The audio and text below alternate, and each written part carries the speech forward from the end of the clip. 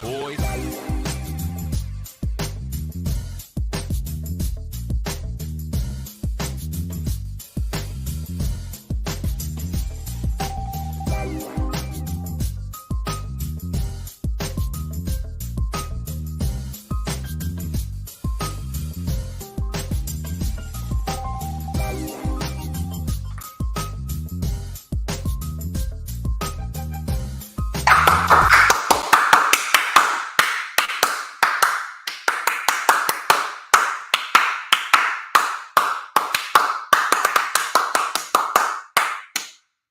Hurricane Ian has been absolutely sweeping the east coast of the United States, specifically in the regions of Florida, and now it's currently headed towards South Carolina. Supposedly, the Jersey region is supposed to get the tail end of it.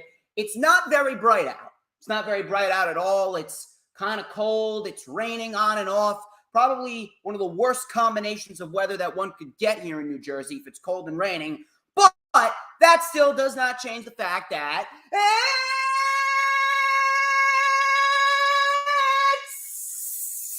Saturday. You know what that means. We're live. Ladies and gentlemen, I'm the one and only DJ Storms, and I would like to welcome each and every single one of you back here to the channel on 4. That's right, 4. Not 1, not 2, not 3, but 4 different platforms streaming on 6 different accounts. This right here is the greatest fucking show on earth. As of course, you already know who I am, Mr. Controversy, and the operator of the best damn Twitter handle, no.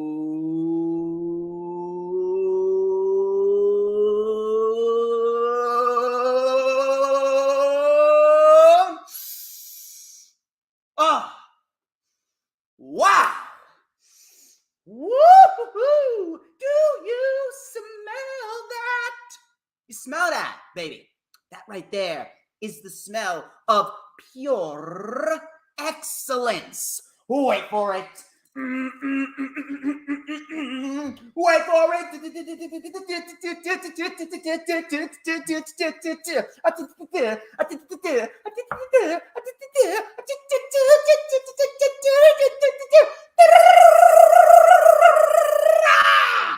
To mankind, this is the official Lightning Flash update for Saturday, October 1st, 2022.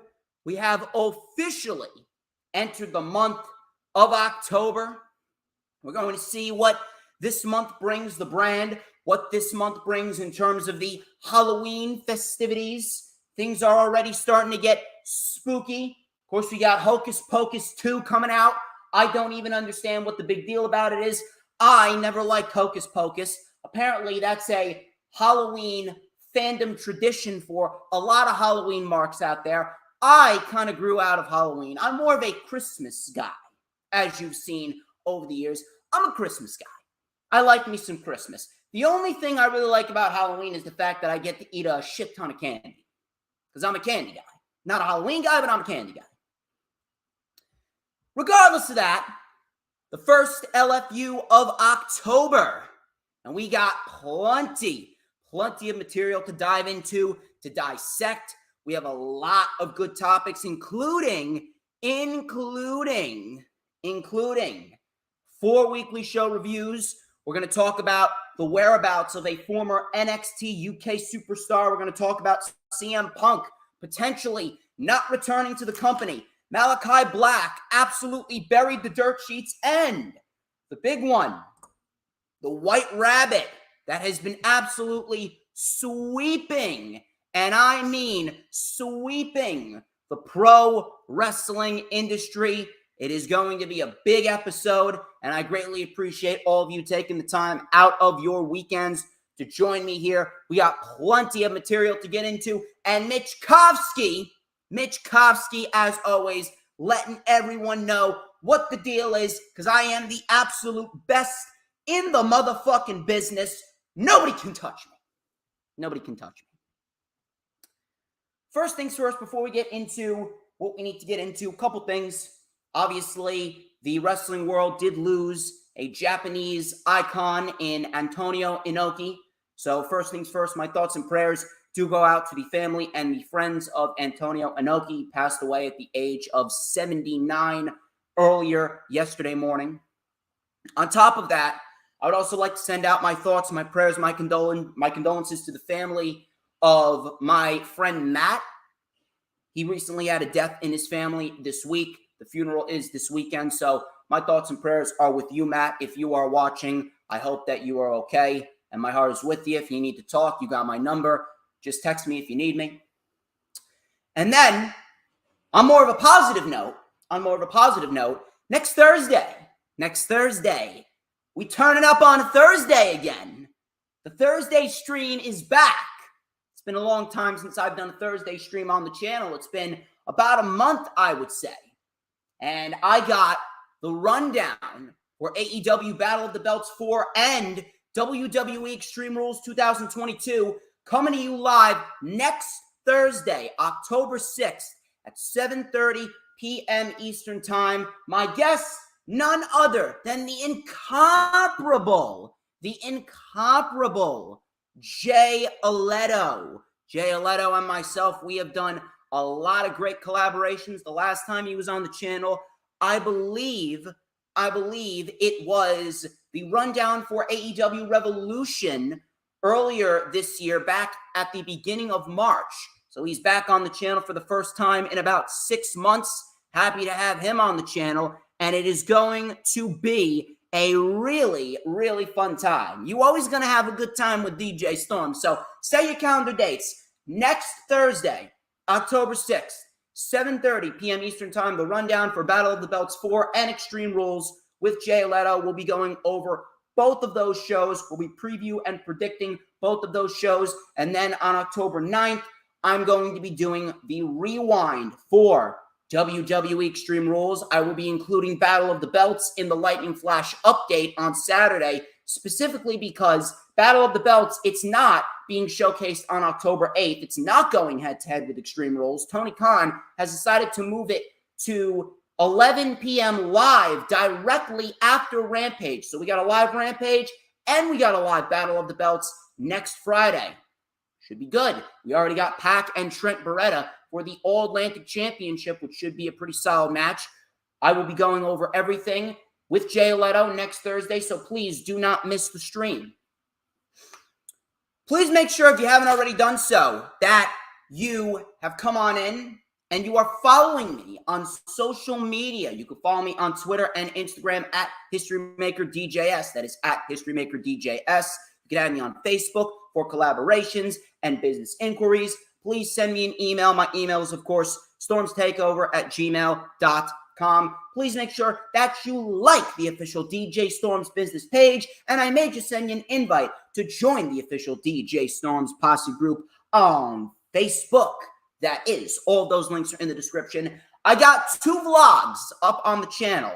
Last week, I was on vacation, and I actually went and attended AEW Dynamite Grand Slam, as well as the king of ISPW tournament. We got a new king, and his name is Rick Recon. The era of Recon has officially begun, and I am very, very excited to see what Rick Recon does now that he is king of ISPW. Both of those vlogs are currently in the description, both of those links, so check them out after the Lightning Flash update is over.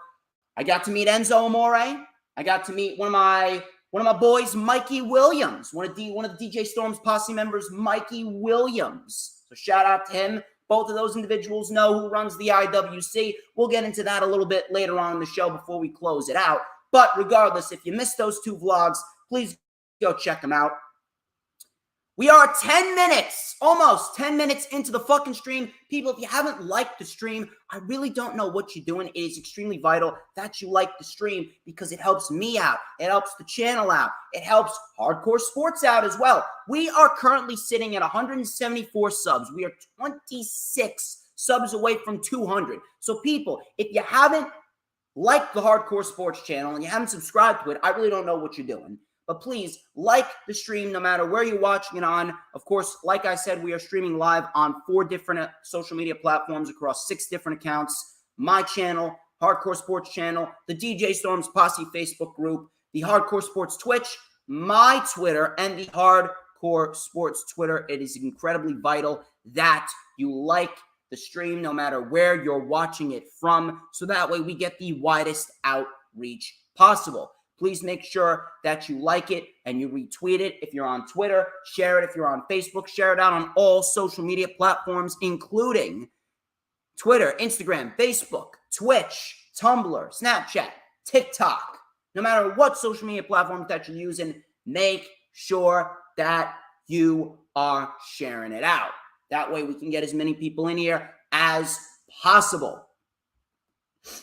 Of course, if you're watching on YouTube, please make sure that you hit the subscribe button, whether it be on my channel or the Hardcore Sports channel. And, of course, hit that notifications bell with a huge coup de grace. That way you will know whenever I pop up on YouTube. Because whenever I pop up on YouTube, baby, you know it is the best time ever to be on YouTube. You know why? Because it's the only time that you're going to get to see this glorious sideburn chin strap combination, this beautiful mustache right here, which I will never, ever shave off.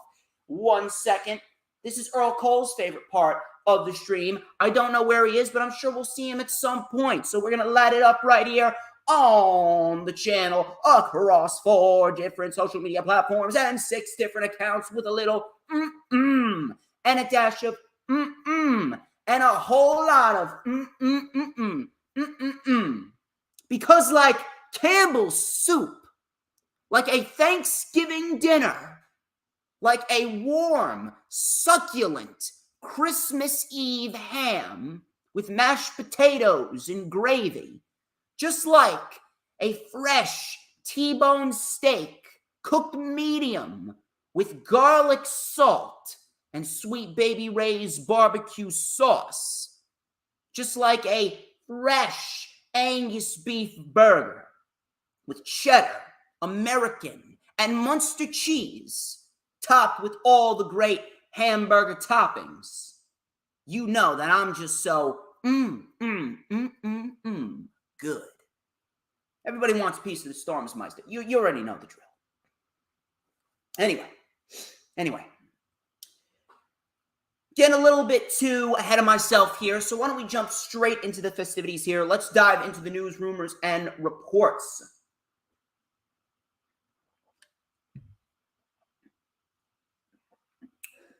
I got some news on the whereabouts of former NXT UK superstar Ginny. Ginny was, of course, a mainstay on NXT UK, and she is also currently dating the current Intercontinental Champion, Gunther. Fightful Select asked a WWE official about her whereabouts, and it was said that despite the fact that she is showcased in the WWE alumni section, she has not been released.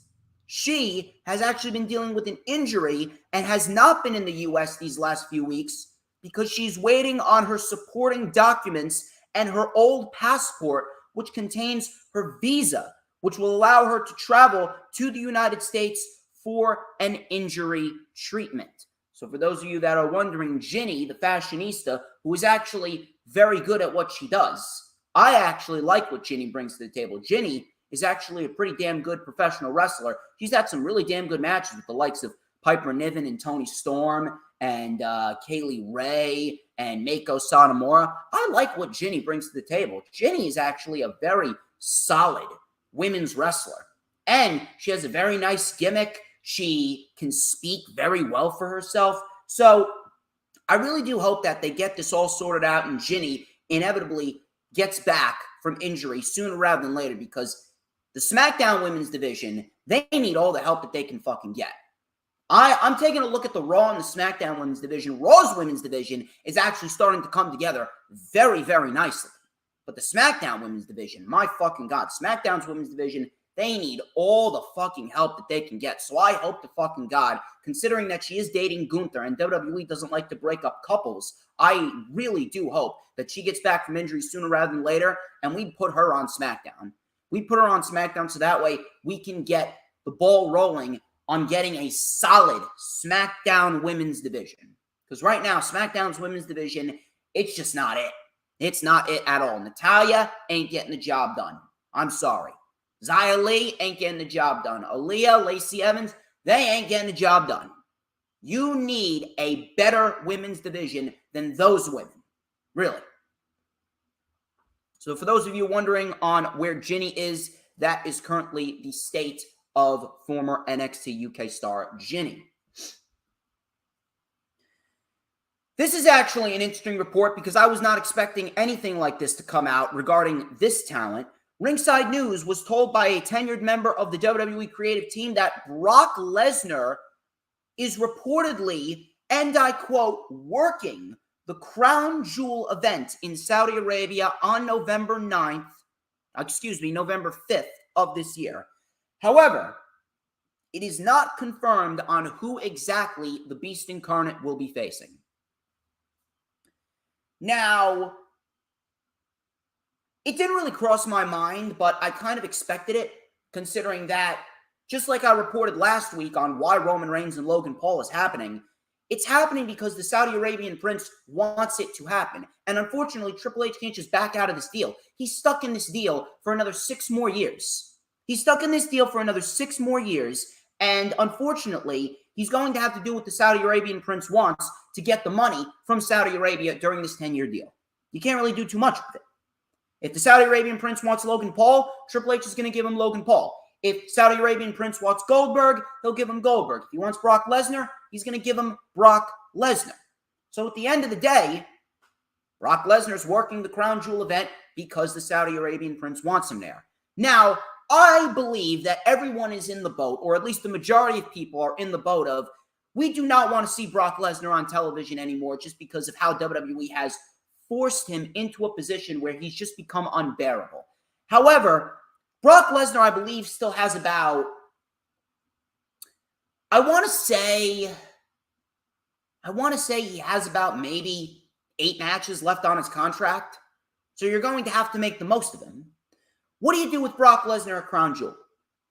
What do you do with Brock Lesnar at Crown Jewel? Well, if you want to make Crown Jewel a pay-per-view that actually means something, and you don't just want it to be a pay-per-view that, okay, we're going to Saudi Arabia, so we just got to fill a card. If you don't want to take the Vince McMahon route, and I know for a fact Triple H, he's not a guy to take the Vince McMahon route. You take a look at Extreme Rules. Extreme Rules looks like a great fucking card, and there's not even a world title match on that show.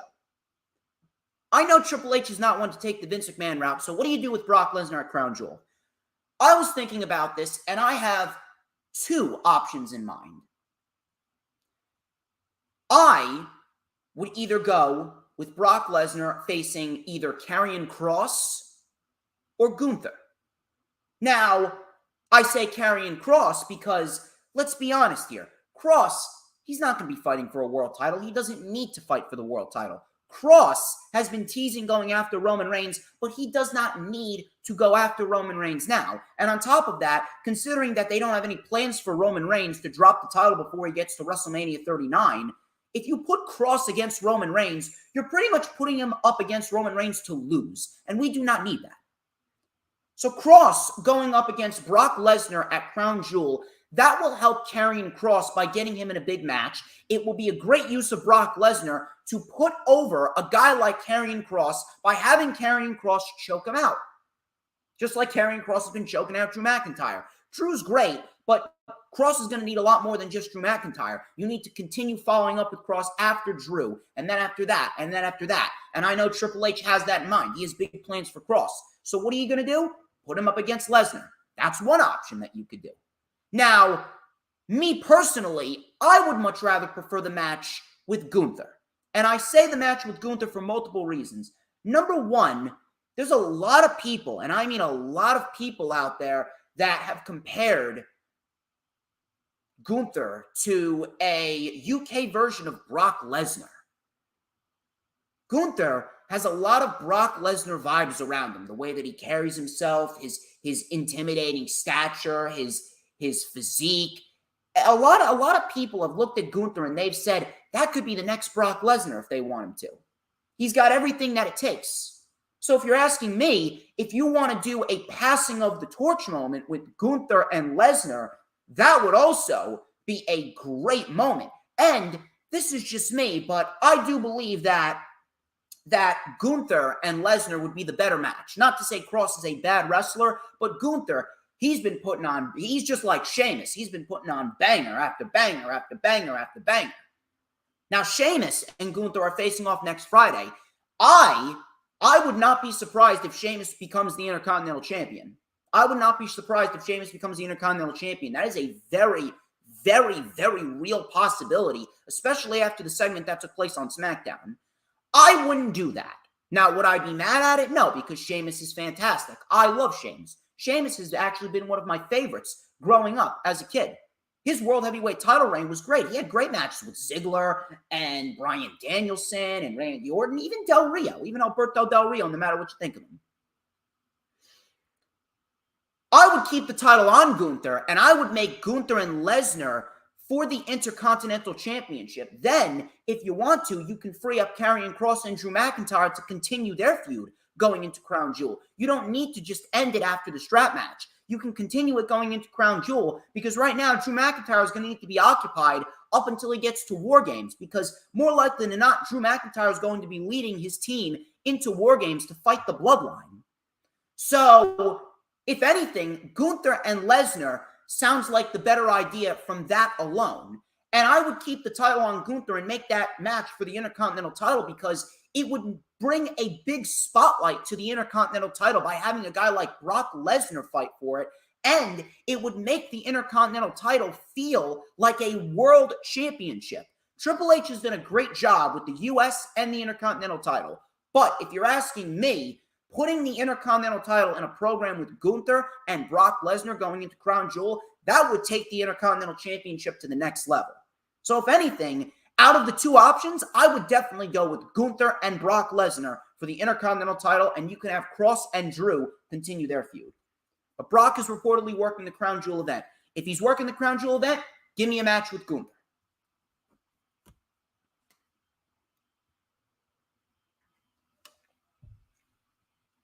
CM Punk, a rather touchy subject. It's been a month since the incident backstage at the AEW All Out post Media Scrum, and Wade Keller of PW Torch gave the IWC an update on CM Punk's status with AEW after the post AEW Media Scrum Melee with the Elite in Chicago. He stated, and I quote, CM Punk is reportedly not expected to return to AEW following the controversy surrounding the post-all-out media scrum. Punk is currently suspended from the company, but it is expected that there will be some sort of buyout of his contract. End quote. And that is coming again from Wade Keller of PW Torch. I gave everyone an in-depth analysis on everything that happened with the Elite and CM Punk following All Out and that post-media scrum. I gave everyone an in-depth analysis on that on the Lightning Flash update a couple weeks back. So if you guys if you want to go check that out, you can go check that out. I really don't want to repeat myself.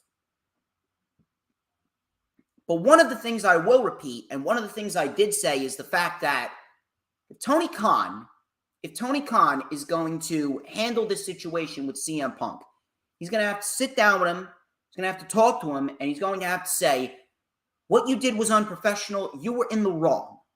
You're either going to apologize to everyone in that locker room, and especially to the Elite, or you're gone.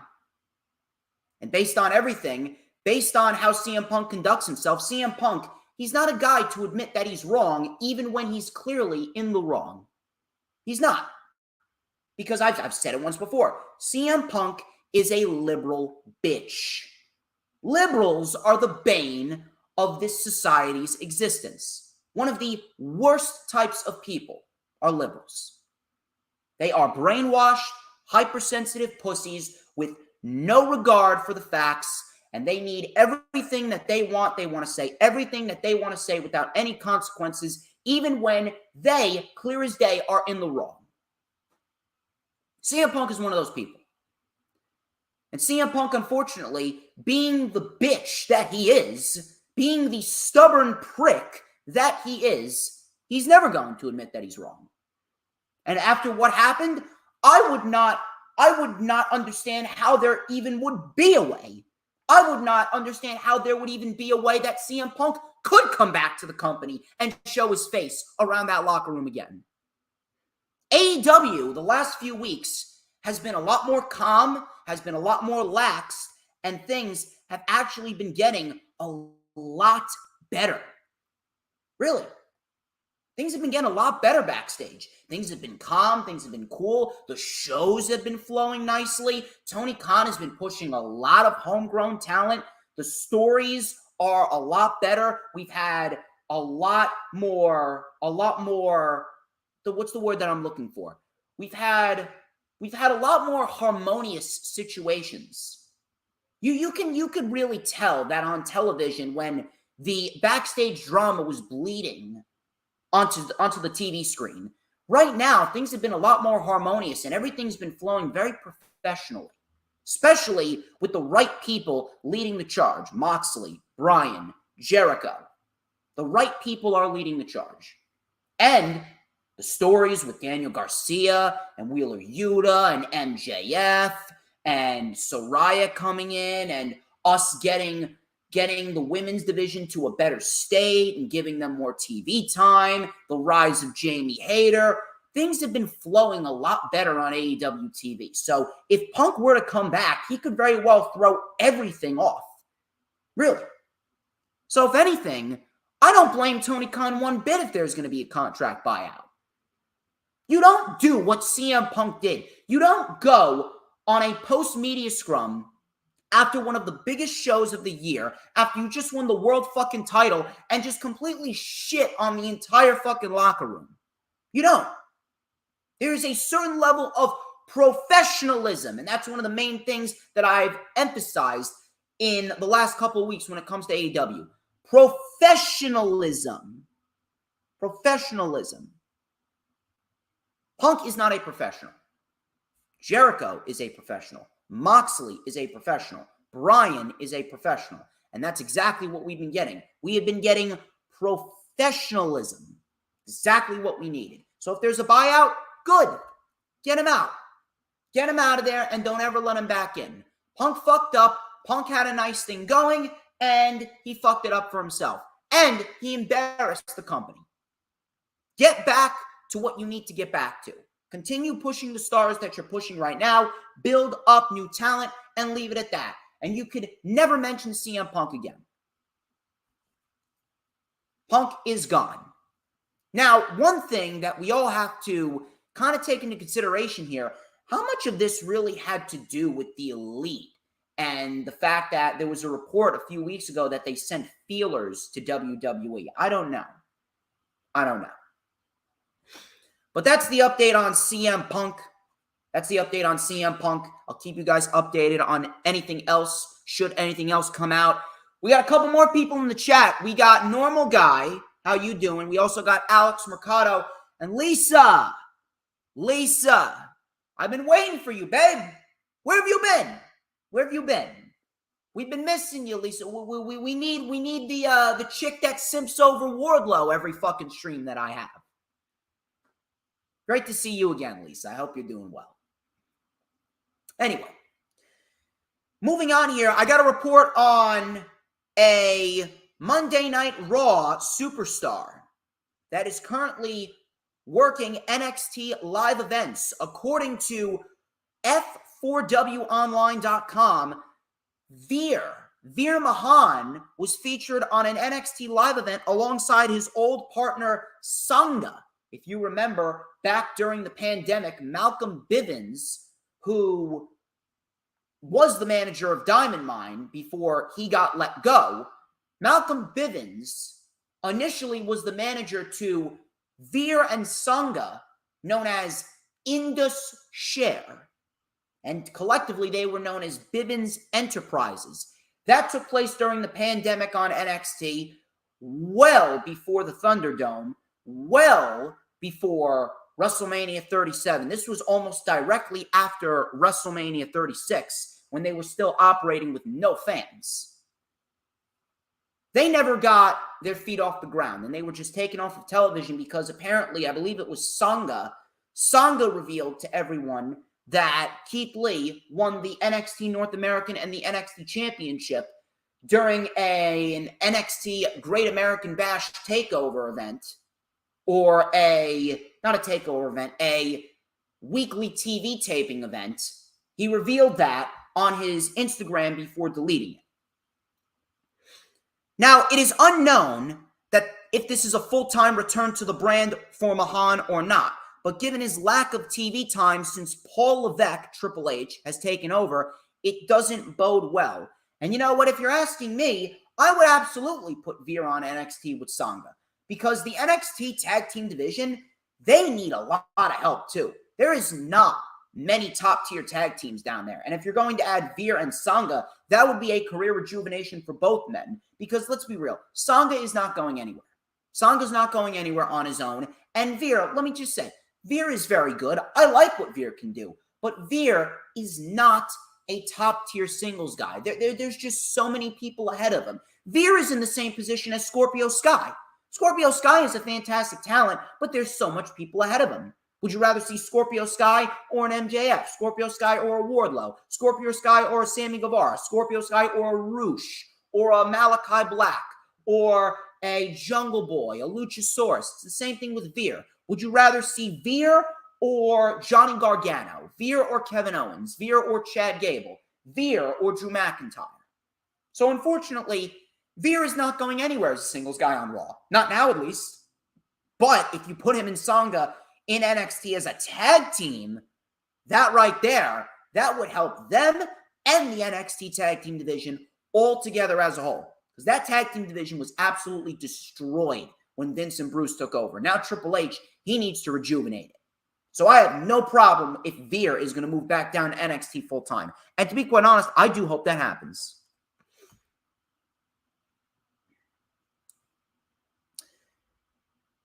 Malachi Black,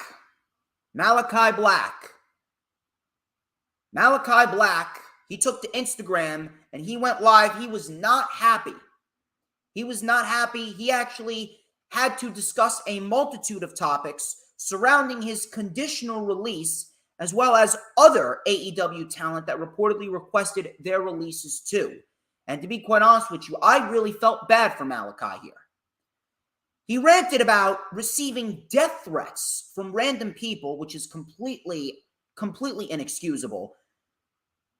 He ranted about receiving death threats from random people on social media after the dirt sheets reported on his release, which he debunked, and he shit all over them, saying that they should really apologize, but they're not going to apologize and admit that they were wrong. He said that he asked Tony Khan for some time off to handle a few things personally, and he was given that time, just like I said. He said he will be back in AEW in a few weeks or months. Black also claimed that all of the reports, specifically the ones reported by Meltzer, claiming that Matthews wanted to go back to WWE, were false. Now, the last time Buddy Matthews was not featured on TV, PW Insider reported that Matthews stepped away because he needed to go back to Australia to sort out paperwork and fix some things surrounding his work visa. That was the issue the last time, but that's not the case this time. Now, we don't know the real issue, but Black pretty much implied that Matthews departing from AEW is false, and maybe Matthews is probably suffering from the same thing that Malachi Black is suffering from. Maybe, and this was actually brought to everyone's attention, maybe certain people that have significant others working in the other company, in WWE, and vice versa in AEW, maybe they're missing each other. Andrade has been using the hashtag #FreeElIdolo. He wants to get out of there. And he could very well be out of there as soon as next Friday because he's got a mask versus career match. If he loses to 10, then his career is over. But if 10 wins, or if 10 loses, rather, then 10 has to unmask himself. So Andrade could very well be out of AEW next week. Miro did not request his release. He's frustrated, but Miro did not request his release. Miro has not requested anything from Tony Khan. Andrade, though, I can clearly understand why Andrade wants to get out of AEW if he wants to be with his fiancée, Charlotte. It sucks, but unfortunately, Andrade has been a victim of a multitude of things. Number one, wrong place, wrong time. There's just so much talent in AEW that, unfortunately, he never got his time. That's number one. Number two is the fact that Tony Khan is doing way too much at once. I've said this numerous amounts of times, and I said to a lot of people that Tony Khan needs to branch off and create a creative team that can take over the duties of certain superstars, certain divisions, and or certain shows like Dark Elevation, like the women's division, like Rampage, like Ring of Honor, once Ring of Honor gets the TV deal. Tony Khan needs to break people up into sections to handle separate duties so that way he is not bombarding himself with so much shit that he neglects other people. Andrade's a victim of that. And then number three, there's not enough TV time. There's not enough TV time. And I know not many of you give a shit about Charlotte Flair, but at the end of the day, look, Andrade sees something with her. He put a ring on her. He married her. So they must be fucking close, right? They're husband and wife for a reason. So at the end of the day, I can't really blame Andrade. Maybe Matthews is going through the same thing because he is the boyfriend of Rhea Ripley. I know many of you may think that Dominic Mysterio and Rhea Ripley got a little thing going on, but it is kayfabe, people. Get your mind out of the gutter. Matthews and Rhea Ripley are an item. Matthews and Rhea Ripley are an item. We do not know the severity of everything going on, but it seems that Andrade is all but confirmed to be gone. Malachi made it clear that he is okay. Malachi, however, made it clear that he is okay, stating that there's no conspiracy to this. Don't believe these people. I'm fine. Everything is going to be fine. You'll see me right back with AEW pretty soon. And I'm actually very happy that that is the case because Malachi Black, he's a guy that is suffering from the same exact shit as Andrade. Wrong place, wrong time, not enough hours of TV time, and Tony Khan is doing way too much at once. So I really do hope that once Malachi Black sorts this shit out, he gets back on the right track, and we see Malachi Black back in action because Malachi Black, he is a guy that could easily be the world fucking champion if you want to make him the world champion. Now, we don't know everything that's going on with Malachi and Tony Khan. Maybe Tony Khan didn't push Malachi Black and the House of Black like we wanted them to be pushed, specifically because of the fact that Malachi was dealing with the back injury, and maybe Tony Khan knew about these mental health issues, and maybe he didn't want to push the House of Black because of all of these mental health issues. I don't know. That's definitely something to take into consideration. But Malachi Black, he reportedly said that he's going to be back. Now, I understand that there's a lot of people that probably want to go back to Triple H specifically because, A, like I said, there's not enough hours of TV time on AEW for everyone. B, they love the way that Triple H treated them because he treated them like family. And number three, the fact that there's a lot more open hours on WWE TV. I've said this numerous amounts of times that WWE and AEW's problems have always been the roster and the TV time. AEW has the best roster on the fucking planet, male, female, tag team, up and down. But they only have 3 hours of TV time. That's not enough for a roster like that. Then you got WWE, who has 7 hours of TV time, and they got little to no roster. So at the end of the day, if the rosters were to switch places, both companies would be in a much better situation. maybe releasing some people, specifically Andrade, maybe letting some people go and thinning the roster down just a little bit, maybe that would help Tony Khan. Maybe that would help Tony Khan, and maybe that would even things out in the wrestling playing field and give WWE a little bit more people to work with. Who knows? But I really do hope that shit gets sorted out. And again, I do not know Malachi Black personally, but Malachi Black, if he is going through something personally, and we're hearing this from him, it's embarrassing that he even has to do this because people are fucking assholes. But if we're hearing this from him, who are we to deny him? It's coming straight from the source, so we're going to have to believe him. I am not going to argue with Malachi Black, especially over mental health, because that is as important as one could get. I know many people that suffer through mental health, and I have actually been there for these people, which I will not name names for. I've been there for people to help pick them up. Some of them are actually in much better situations than they were initially when I met them. So I completely understand Malachi Black and his issue with mental health. And at the end of the day, we are not to question that. So that's what's going on with Malachi Black. Again, I will keep you guys updated. DD has actually joined the chat, and I know that she is battling COVID as we speak, and I really do hope that you are okay. I will be sending my thoughts and prayers to you, DD, and I hope you are okay. My heart is with you, and hopefully I'll be able to entertain you here and get your mind off of everything that's going on with COVID.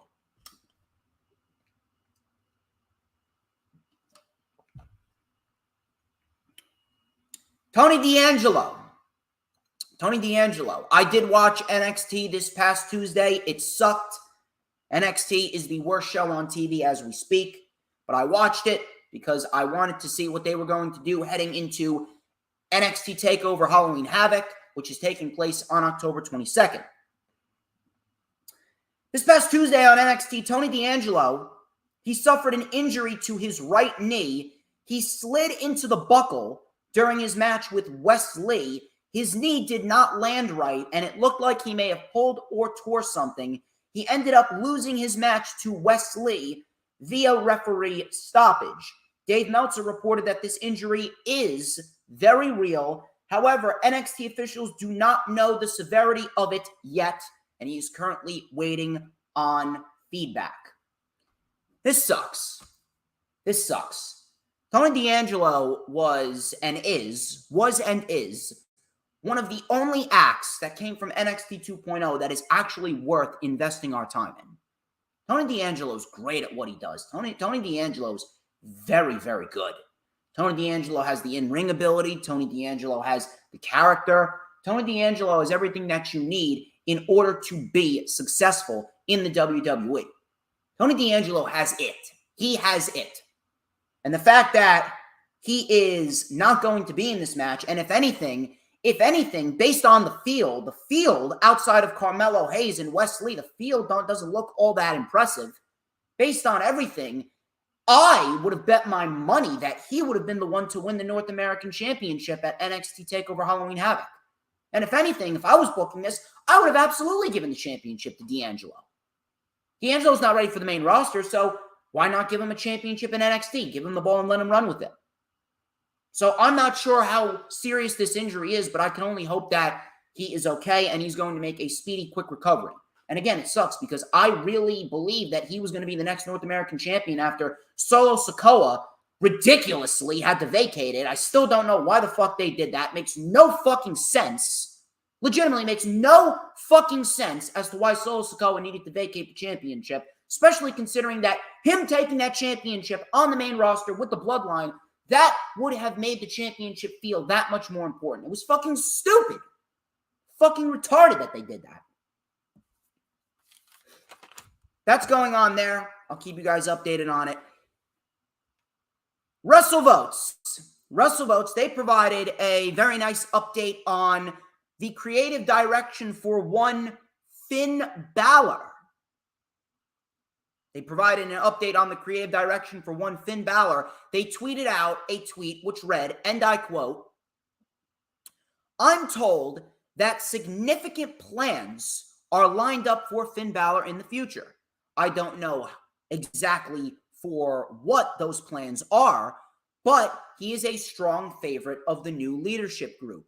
Expect Finn to play a big role in the foreseeable future of WWE. End quote. Good. Good. Finn Balor should have been playing a big role in the foreseeable future of WWE for years now. The fact that he's just getting it now just goes to show you how out of touch the old administration was. It just goes to show you how in tune with everything, how in tune with everything that the new administration is. Absolutely ridiculous. Ridiculous that Finn Balor had to wait this fucking long. This fucking long Finn Balor had to wait to get even a little tiny crumb thrown at him. Now, he's the leader of the Judgment Day. He's winning matches on a weekly basis, and he's got one of the biggest matches of his entire career at Extreme Rules 1 week from today with Edge in an I Quit match. I mean,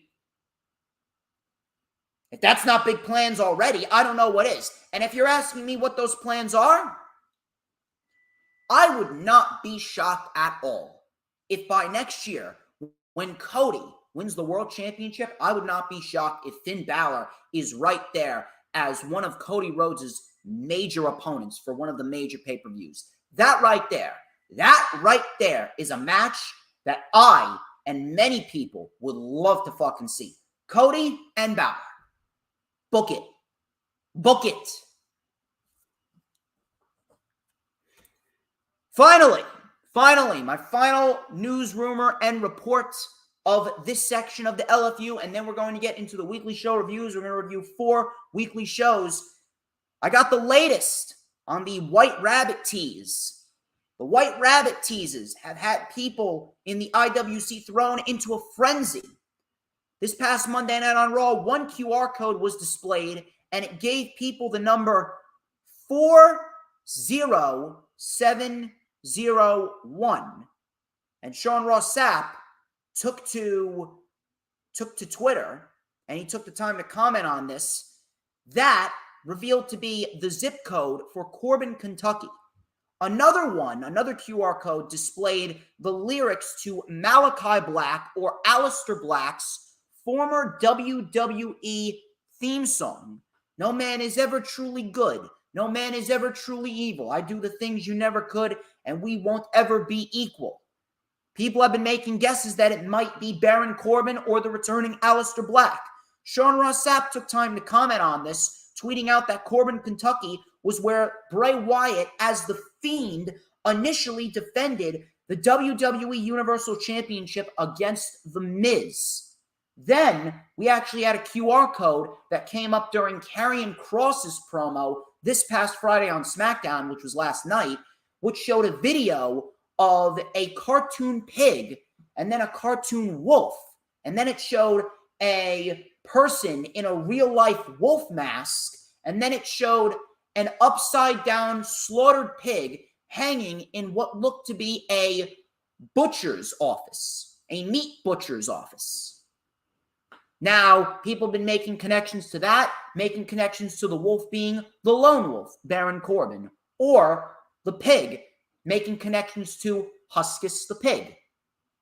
This has not been showcased on WWE TV at all. It's only been showcased through QR codes.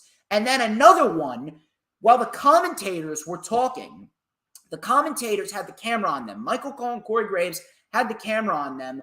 One guy, this random guy who I assumed worked there, brought out a sign, and it said, "Revel in what you are." Revel in what you are. And if my mind is correct, I believe the Fiend Bray Wyatt had a picture painted for him by Rob Schamberger, and he tweeted it out about 3-4 years ago while he was still the Fiend, and it read, with a Twitter caption, "Revel in what you are." Pretty much almost confirming that it is Bray Wyatt. Now, I'm not sure what this has to do with the fact that some of these QR codes have Karrion Kross and they have the lone wolf Baron Corbin, or Alexa Bliss and Bayley had the lights go out during their segment. I don't know. I really don't know. Some people have been making connections to the Wyatt Six. Now, who are the Wyatt Six? Some people have been making connections to Dexter Lumis as well, since Corbin, Kentucky was the place where Bray Wyatt defended the Universal title against The Miz, and Dexter Lumis is currently embroiled in a program with The Miz right now. And we haven't gotten any answers as to why Dexter Lumis has been attacking The Miz. Could Dexter Lumis be a member of Bray Wyatt's new faction? Is Bray Wyatt forming a new Wyatt family? Who's the Wyatt Six? Bray Wyatt, Karrion Kross, Scarlett, Baron Corbin, Dexter Lumis, and then, if possible, Alexa Bliss. I mean, I don't give a fuck about Alexa Bliss, but I mean, if that's the Wyatt Six, if Corbin is going to come back as the Lone Wolf, join Bray Wyatt, Dexter Lumis is going to be associated with Bray Wyatt, Karrion Kross is going to be associated with Bray Wyatt, and then you got Alexa and Scarlett there as well, and that's the Wyatt Six. I don't know about you, but that sounds like a rather intriguing scenario.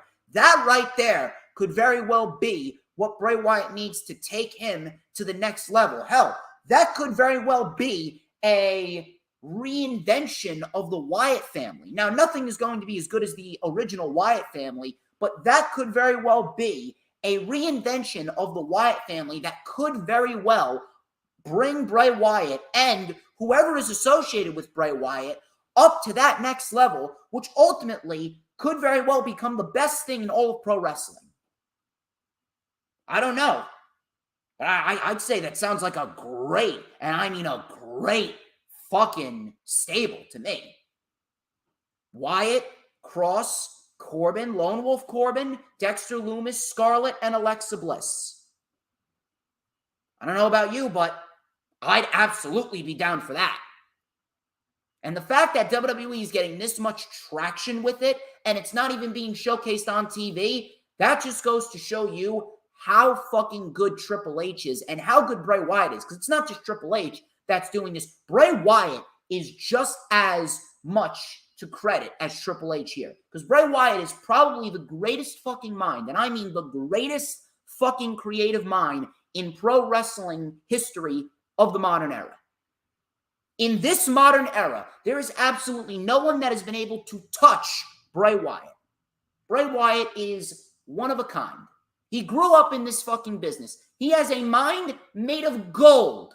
He has a mind made of gold. And if this is his creation, I would not be shocked whatsoever. Hell, I know it is. I know it's his creation. I know it's his creation. No one could come up with something this creative other than Wyndham Rotunda himself. And there's a report going around that we could very well see Bray Wyatt as early as Extreme Rules. Are we going to see Bray Wyatt join with Karrion Kross and help Karrion Kross beat Drew McIntyre in the strap match? Could we very well see Karrion Kross as the first recruit of the Wyatt Six at Extreme Rules? I don't know, but I'm getting goosebumps just thinking about it. I'd absolutely be down with that. Those are the news, rumors, and reports, people. Those are the news, rumors, and reports. I hope you all are having a very, very fun time here.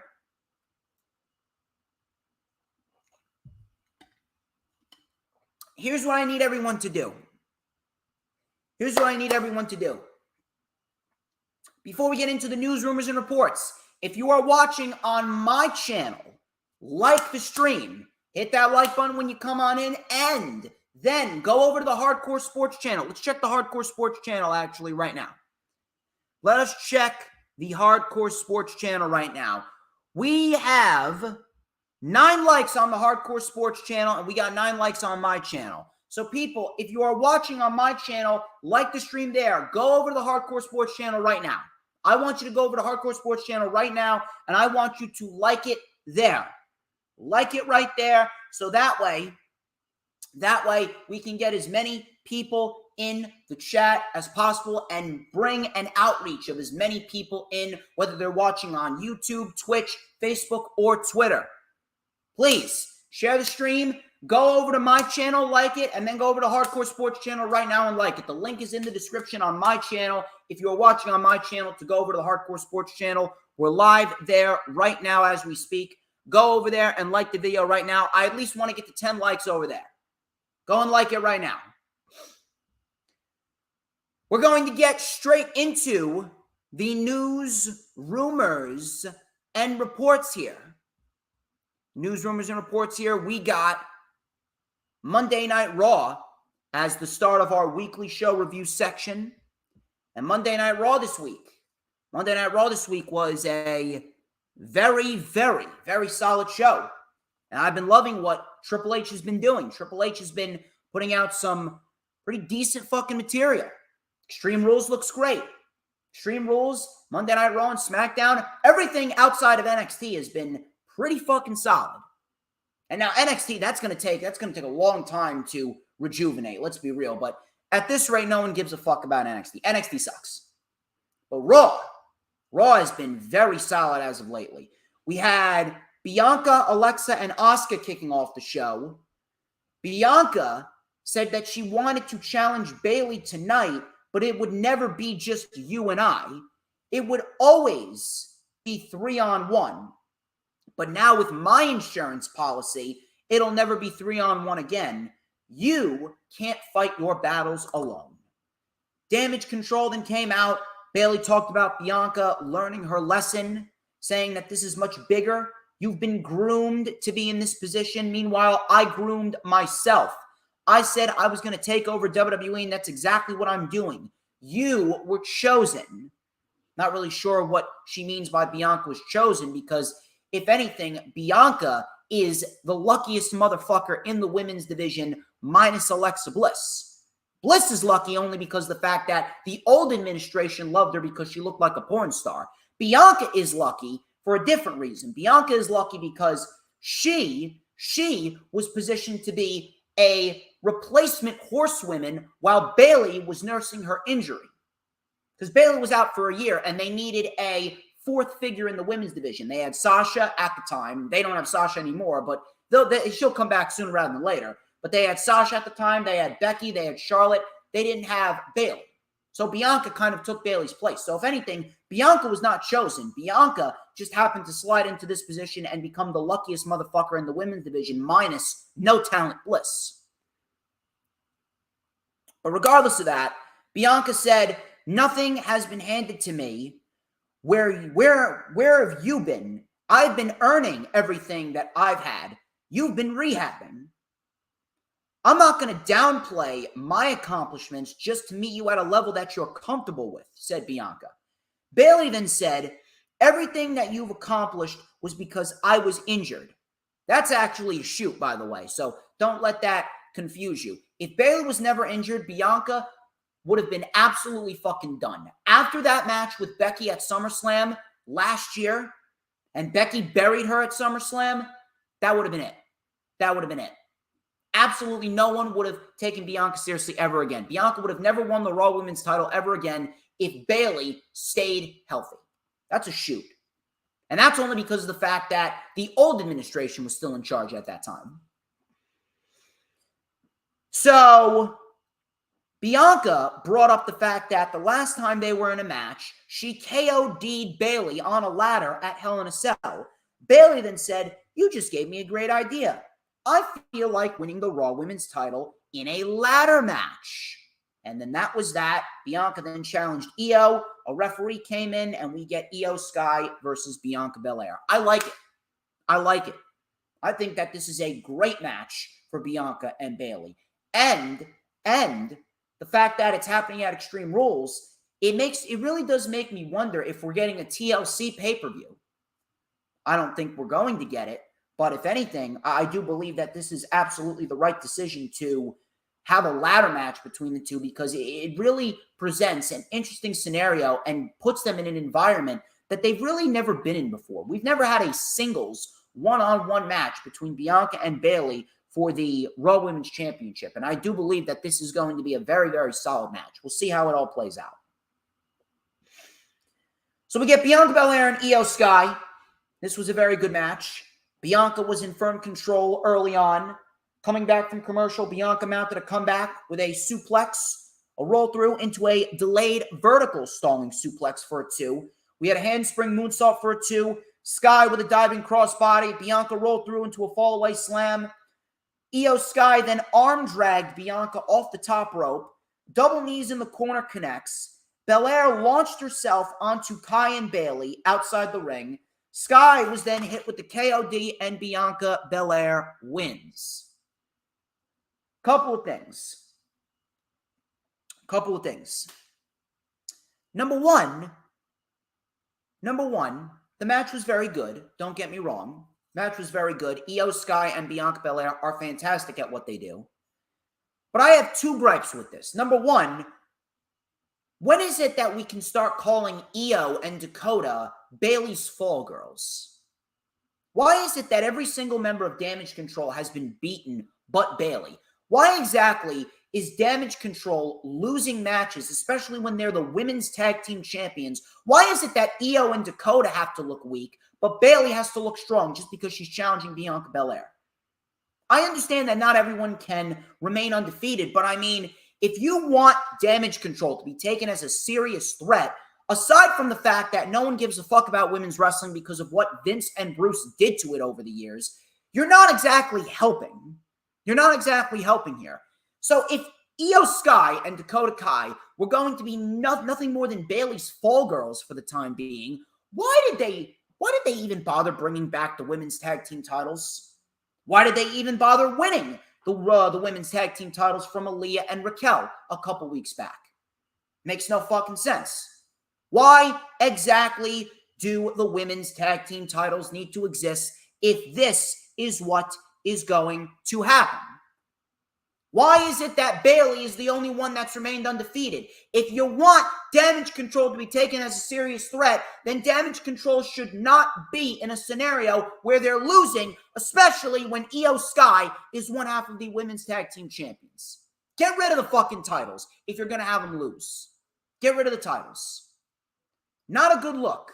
Not a good look for Damage Control when you have Io and Dakota, who, if anything, some could even consider them to be better than Bayley, which Io Sky is better than Bayley. They're actually better than Bayley, but yet they're the ones losing, yet Bayley is undefeated. I'm not trying to shortchange Bayley, but I mean, think about it. Regardless, still a very good match, but did not need to happen. Bianca did not need to beat Io Sky. You could have picked anyone. You could have picked fucking Doudrop. You could have picked Xia Li, you could have picked Sonya Deville, could have picked Lacey Evans, anyone. Why did it need to be one member of Damage Control? Made no sense. Moving on here, we had Seth Rollins coming out. Dancing, doing his thing. I don't know why. I know he's been doing this for a long time now, but I find it hilariously comedic when Seth Rollins does his little dance and shit. It's funny. He's having a good time. He's having a good time, and he's one of the best acts in the company. So props to Rollins. He took the mic. Crowd was singing his theme song. He goes, "Welcome to Monday Night Rollins. I am your host for the festivities. I am a visionary. I am a revolutionary. I am..." He threw the mic up, and the crowd said, "Seth freaking Rollins." Rollins works better as a heel. But let me just tell you, I'm not saying he needs to do this now, but some point in time, probably late next year, if they want to experiment with Seth Rollins as a babyface, I would not be opposed to that because he's been getting a lot of babyface reactions lately. Seth Rollins has been getting... he's probably the most over babyface act on Monday Night Raw right now. Out of everyone, he's probably the most over babyface act on Monday Night Raw right now, outside of Kevin Owens. Kevin Owens is number one. Rollins is number two. So if they want to experiment with Rollins becoming a babyface with the reactions that he's been getting, I would not be opposed to that. He talked about how he should be the United States champion, but the reason has a name. I am not United States champion because of Matt Riddle. He cost me for the last time, and we will finish this at Extreme Rules inside the fight pit. I heard the whispers, but it don't matter what kind of match it is. I've been in every match, and I've won them all. And I got one thing that Riddle will never have, and that's this. And he pointed to his head. He has a mind. Riddle will be flat on his back, and the world will be calling me the king of the fight pit. And I'm about to give the Father of the Year, Rey Mysterio, the beating that he's too much of a coward to give to his son. Rollins is a very good promo, and I love me some Seth Rollins on Monday Night Raw. Rey Mysterio and Seth Rollins. This was a very good match right here. It's exactly what we need. We need very good wrestling on Monday nights, and that's exactly what we got. Rollins, he had a little cut on his head, which was from Rey bashing his head into the steps. We had a tilt-a-whirl backbreaker by Rollins. Rey tried to mount the comeback with some punches in the corner. Rollins with a single knee gut buster. Dominic Mysterio then came out with a chair, and Rollins he was just standing there like, oh God, what is this guy going to do? He pats Seth Rollins on the shoulder, does Dominic, and goes to sit down by the commentary table. So Dominic Mysterio continuing to taunt Rey. So Dominic was sitting at ringside during the match. Rollins with the Three Amigos attempt, but Rey reversed the third suplex into a DDT. Rey then Hurricane Rana Rollins into the corner. And then we had a seated senton and a springboard crossbody for a 2. Rollins with a buckle bomb and a Falcon Arrow for a 2. We had a baseball slide splash to the floor by Rey on Rollins. We had a big diving splash in the ring. Rollins kicked out again. 619 missed. Rollins with a gourd buster. Rey then with a Hurricane Rana off the top. 619 connects, but Rollins rolled to the floor. Rey with a Hurricane Rana off the apron to Rollins. Rey was then given a chair by Dominic. So this is the second week in a row that we see this. Dominic gave him the chair, and he wanted him to hit him. For the second week in a row, Dominic is telling his own father, hit me with the chair. All of a sudden, while Rollins had the referee distracted, Rhea Ripley came up from behind, sent Rey into the post, back into the ring. Rollins with a stomp, but he didn't end it there. He locked in what Jimmy Smith said was a Peruvian necktie, which is almost like a modified Koji clutch, and it was a submission hold. Rey was passed out. Rollins ended up winning the match via a TKO because Rey passed out. He did not tap out. His body gave out, and I actually like that little detail. This was a very good match. Rollins won with a submission hold, kind of taunting Matt Riddle. I like that. And then number 2, they're continuing to build up Dominic Mysterio with this temptation of hit me, Rey, hit me with the chair. And when Rey inevitably hits Dominic, the crowd is going to pop big time because crowd wants to see Dominic get his fucking ass kicked. It's exactly what I like to see. We had the Alpha Academy. This is Otis and Chad Gable. Shoosh. Shoosh, please. Thank you. Chad Gable versus Kevin Owens and Johnny Shoosh. Johnny Wrestling. Johnny Gargano. This was a great tag team match. Great tag team match. I love me some Alpha Academy. I love me some Chad Gable on my TV screen. And he had a great segment backstage during a phone call with Braun Strowman, which we will get into later. It goes to show you how good Chad Gable is.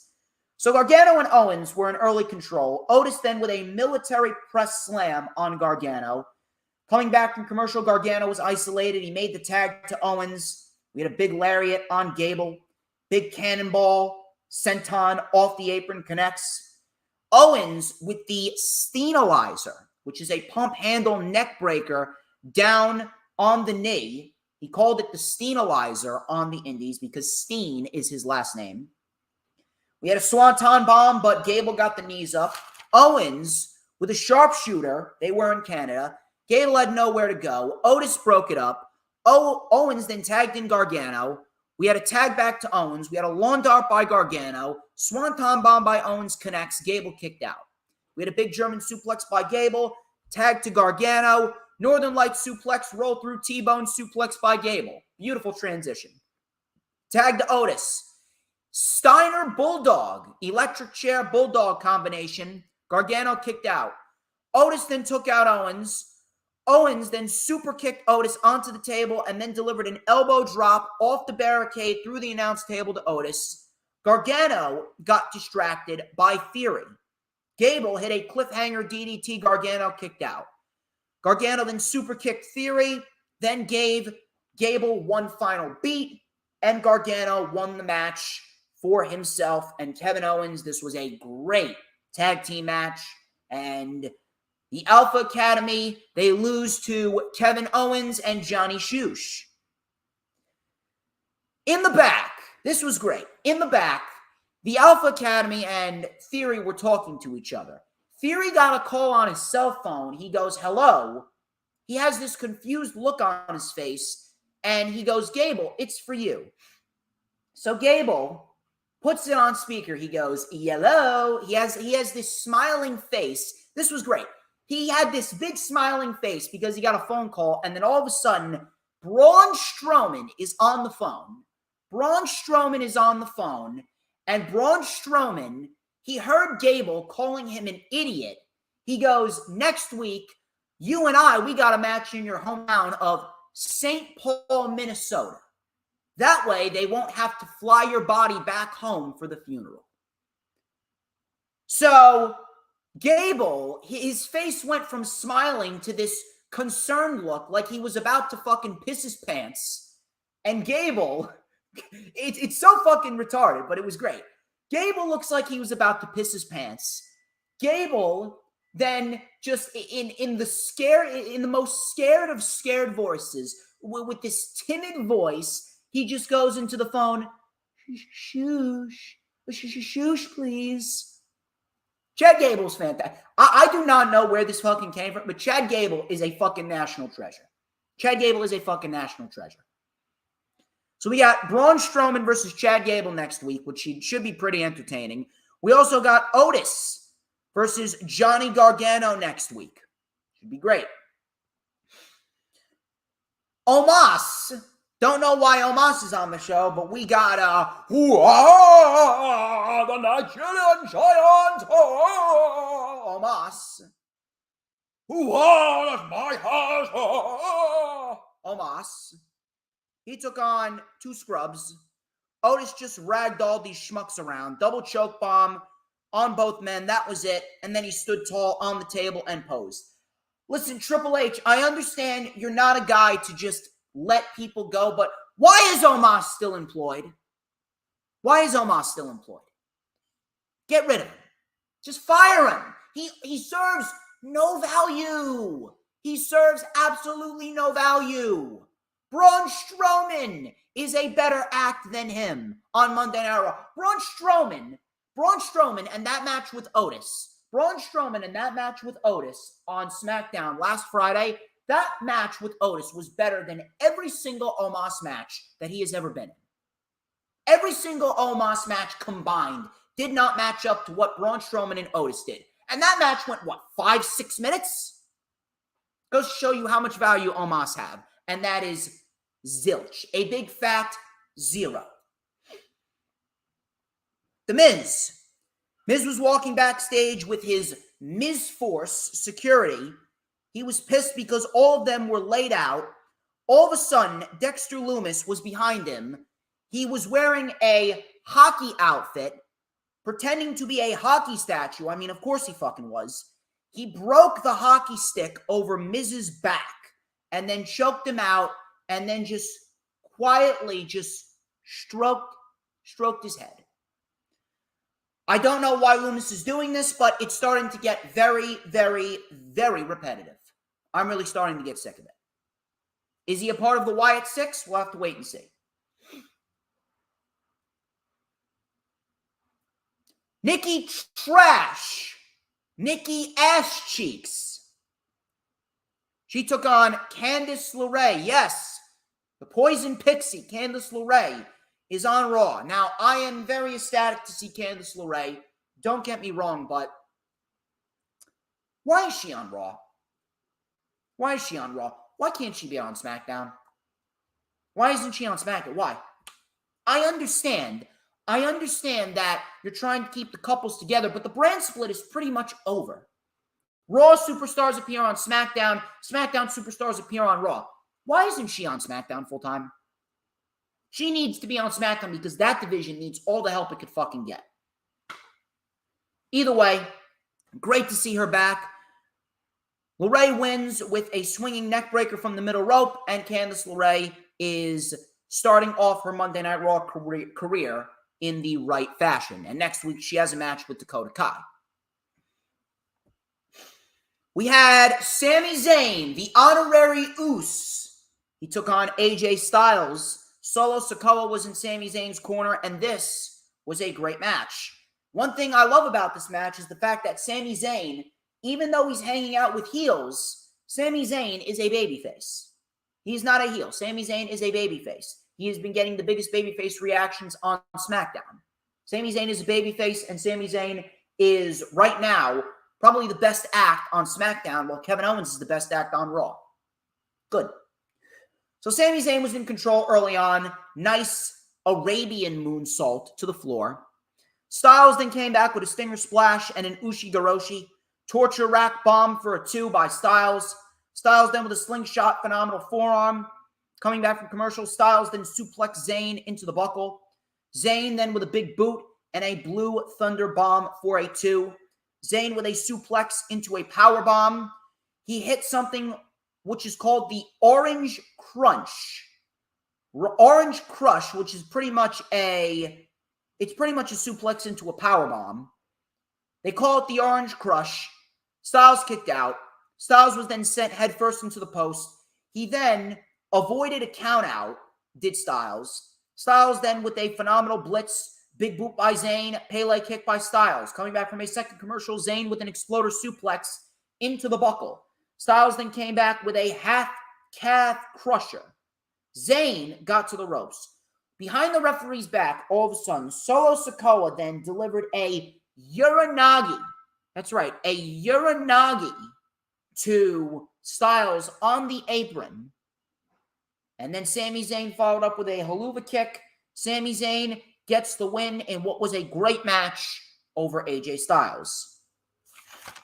Afterwards, now this is interesting. The Judgment Day came out. Styles was still in the ring.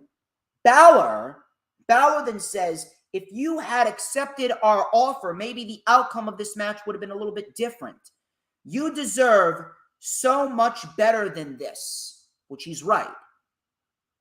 He then goes, I'm asking you as a friend, rise up, which I'm very disappointed here that Damian Priest, if Damian Priest is on my TV, I expect him to have a microphone and say, all rise. I want to hear that from Priest. Why does Damian Priest not have a live microphone, and why isn't he saying, all rise? That right there is a great fucking phrase from Damian Priest. I want to hear that from Damian Priest. I don't want to hear Balor saying all rise. I want to hear Priest saying all rise. I want to hear that dark, that deep, raspy voice from Damian Priest. So Styles, he then flipped off Balor. The Judgment Day attacked. They wrapped a chair around Styles' neck. Balor was going to stomp on the chair, injuring Styles' trachea, but Balor did not do it. Balor then said, I could have ended it right there, but I didn't because I'm your friend, and that's not what friends do. Looks to me like, if anything, with Matt Riddle involved in this, we could very well be getting a Survivor Series match. I saw that floating around. It could be Matt Riddle, Rey Mysterio, AJ Styles, and Edge versus Seth Rollins, Damian Priest, Dominic Mysterio, and Finn Balor. Maybe if they want to, they could add Beth Phoenix and Rhea Ripley to it, and we could very well have a 5-on-5. I don't know about you, but I would absolutely not mind that. Matt Riddle and Damian Priest, main event. This was another very good match right here. A lot of very good matches here on WWE TV and on Monday Night Raw specifically. So, Riddle and Priest had some nice back and forth counters. I mean, they are friends, so they are very good at working together. Priest took over by giving Matt Riddle a broken arrow on the barricade, which looked brutal. Coming back from commercial, Riddle with a final flash, PK, and a springboard floating bro. Powerbomb into another final flash, but Priest kicked out. Priest then sent Riddle into the barricade. Coming back from a second commercial, we had an avalanche fisherman suplex by Riddle.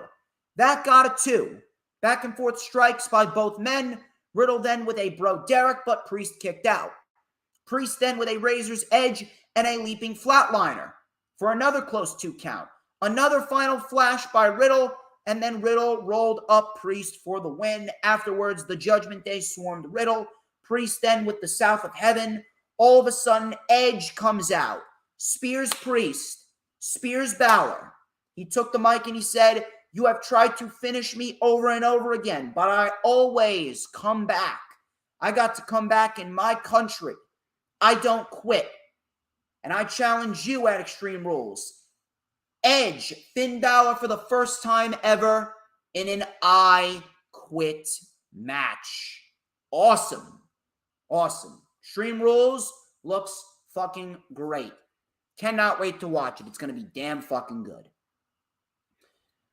Hologram, you're a little late, but better late than never. So here's what I need y'all to do. If you haven't liked the stream, please make sure you like the stream and then go over to the Hardcore Sports channel. Let's check the Hardcore Sports channel.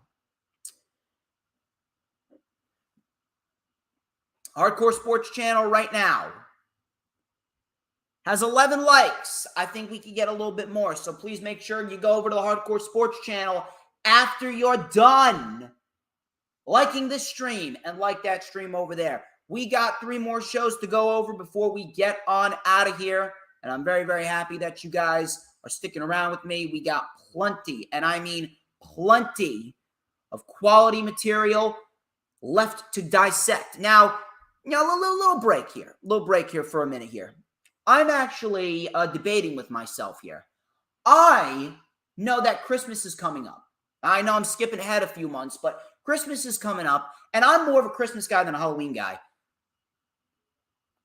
I've been creating all of these original DJ Storms Christmas songs. I know I've created one for Jingle Bells. It's called Roman Sucks. That was so many years ago. I did DJ Storms is Coming to Town. I did the 12 Days of Stormsmas.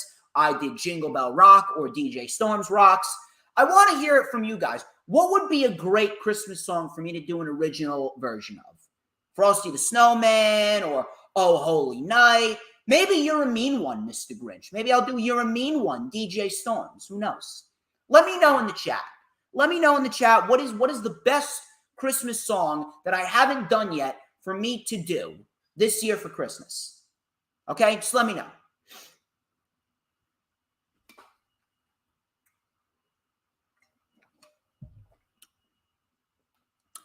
AEW Dynamite. AEW Dynamite this week. AEW Dynamite this week. This was a very storyline-driven Dynamite this week. Very storyline-driven Dynamite this week. You know what I find funny? Here's what I find funny.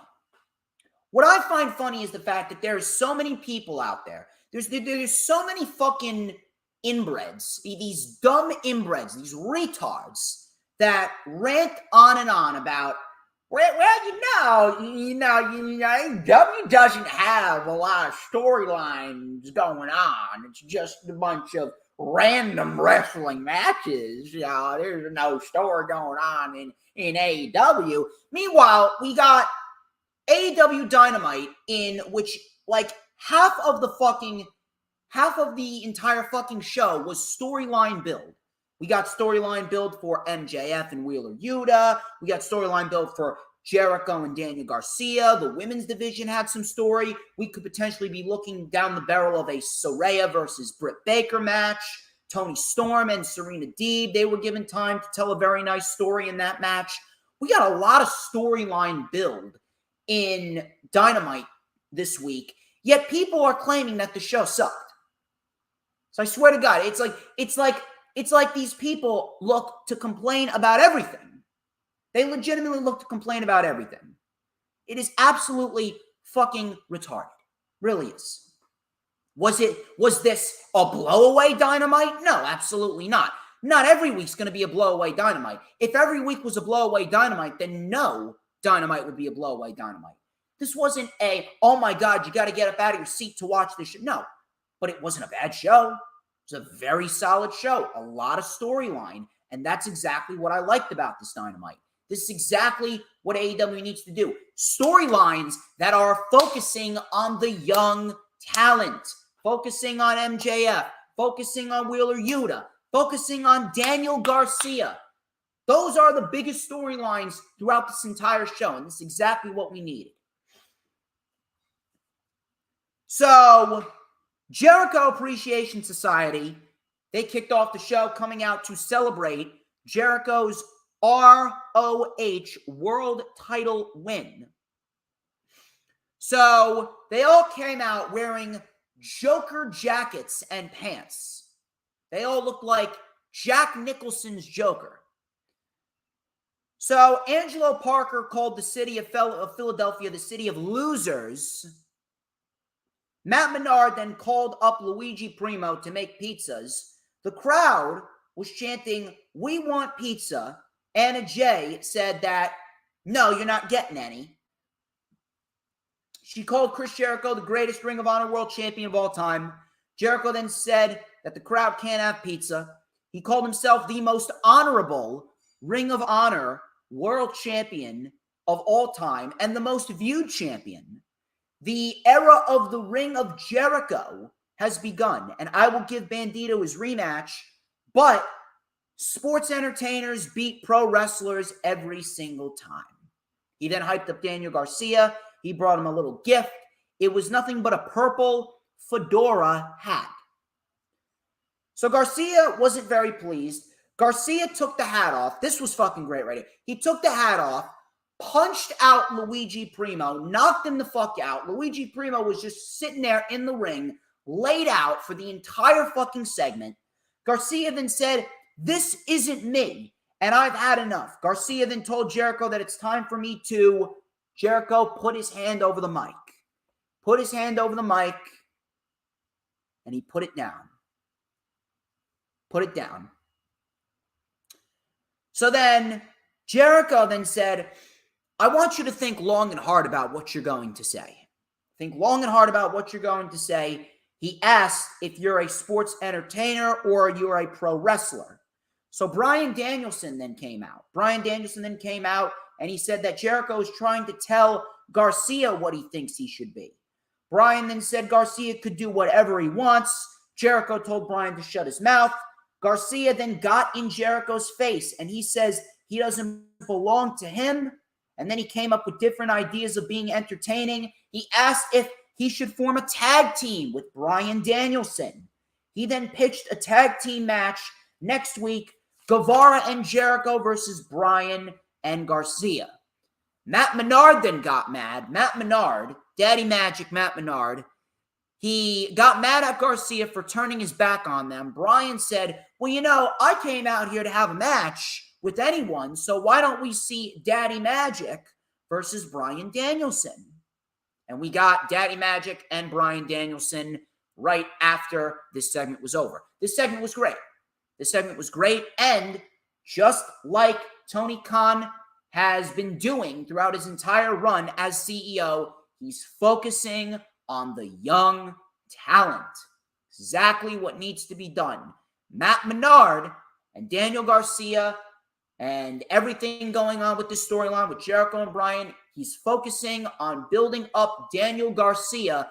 Potentially, he could be the one to take the Ring of Honor World title off of Jericho. And it is going to be a brilliant, and I mean a brilliant strategy. It's going to be a great moment.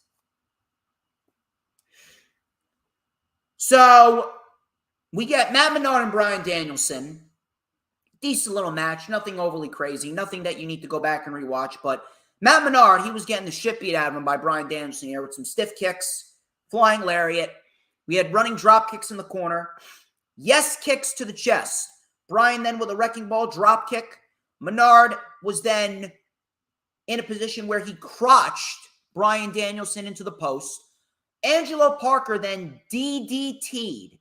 He DDT'd Bryan on the floor. Matt Menard with a powerbomb for a 2. This was great right here. Claudio, this was crazy. Claudio ran out. He carried Parker on his shoulders in a razor's edge position all the way to the back. He kept him on his shoulders. Parker's feet did not touch the fucking ground. I thought that was great. I thought that was awesome. So afterwards, Bryan with the Busaiku knee, and then we get the label lock, and Matt Menard tapped out to Bryan Danielson. So Bryan Danielson gets a nice win, and next week we got a tag team match on the anniversary show. The anniversary show is looking pretty damn fucking good. We got Bryan and Garcia versus Jericho and Guevara. We also got Roosh. Roosh is taking on none other than Mr. Cowboy Shit himself, Hangman Adam Page, which looks like a damn good fucking match. That's going to be a banger.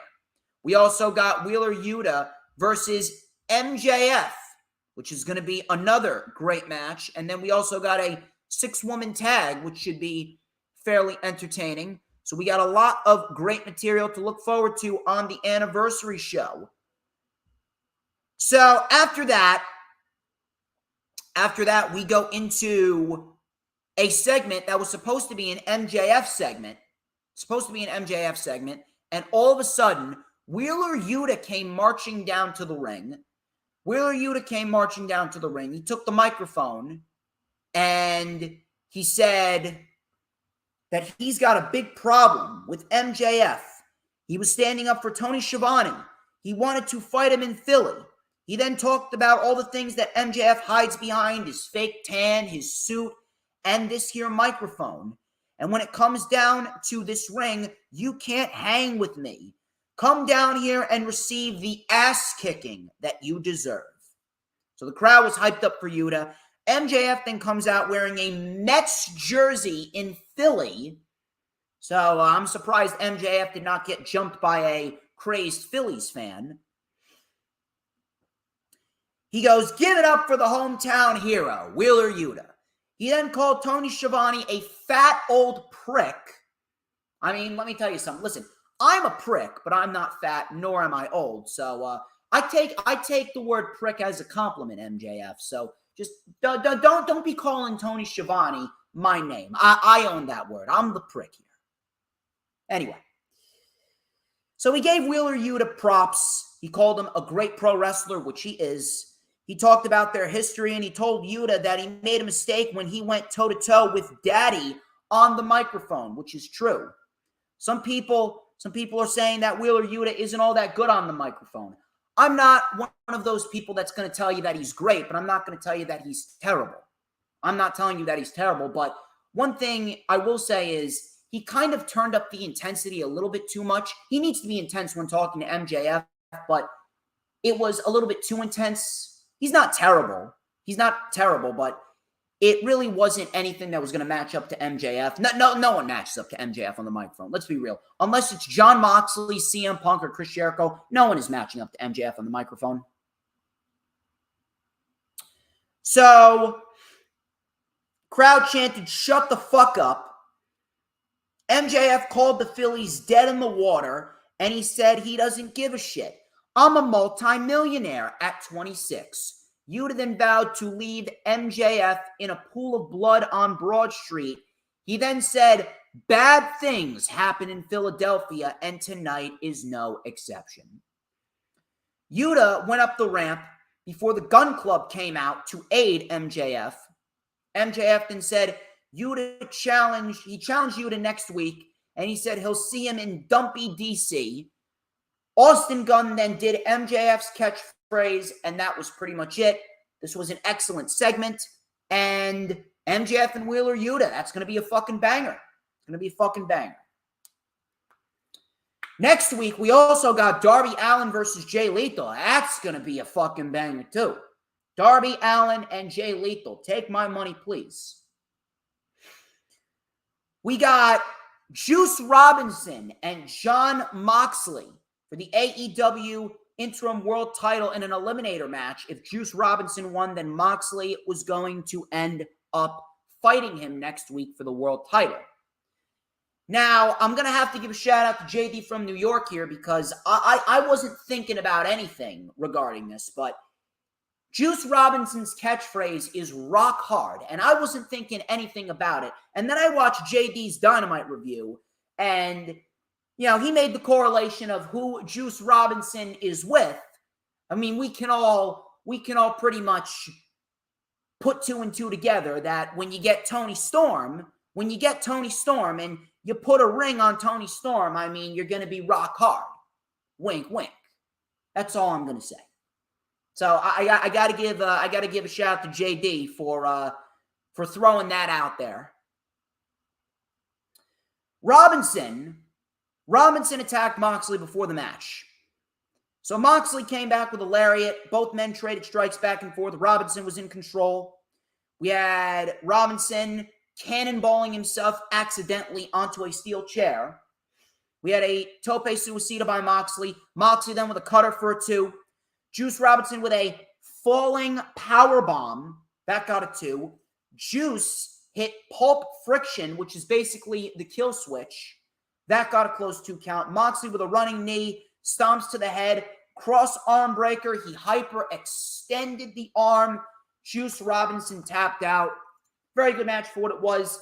Afterwards, Adam Page then came out, stared down Moxley dead in the face before MJF took the microphone. He was watching from his skybox, and he said, "Whoever wins here is ultimately going to lose to me because I am a generational talent." All of a sudden, Wheeler Yuta was behind MJF in the skybox. Yuta and MJF were fighting in the luxury box, which is awesome. I want to see more shit like that. I want to see more material where we have someone in the luxury skybox, and we have someone fighting the other person in the luxury skybox. That would be great. That would be great.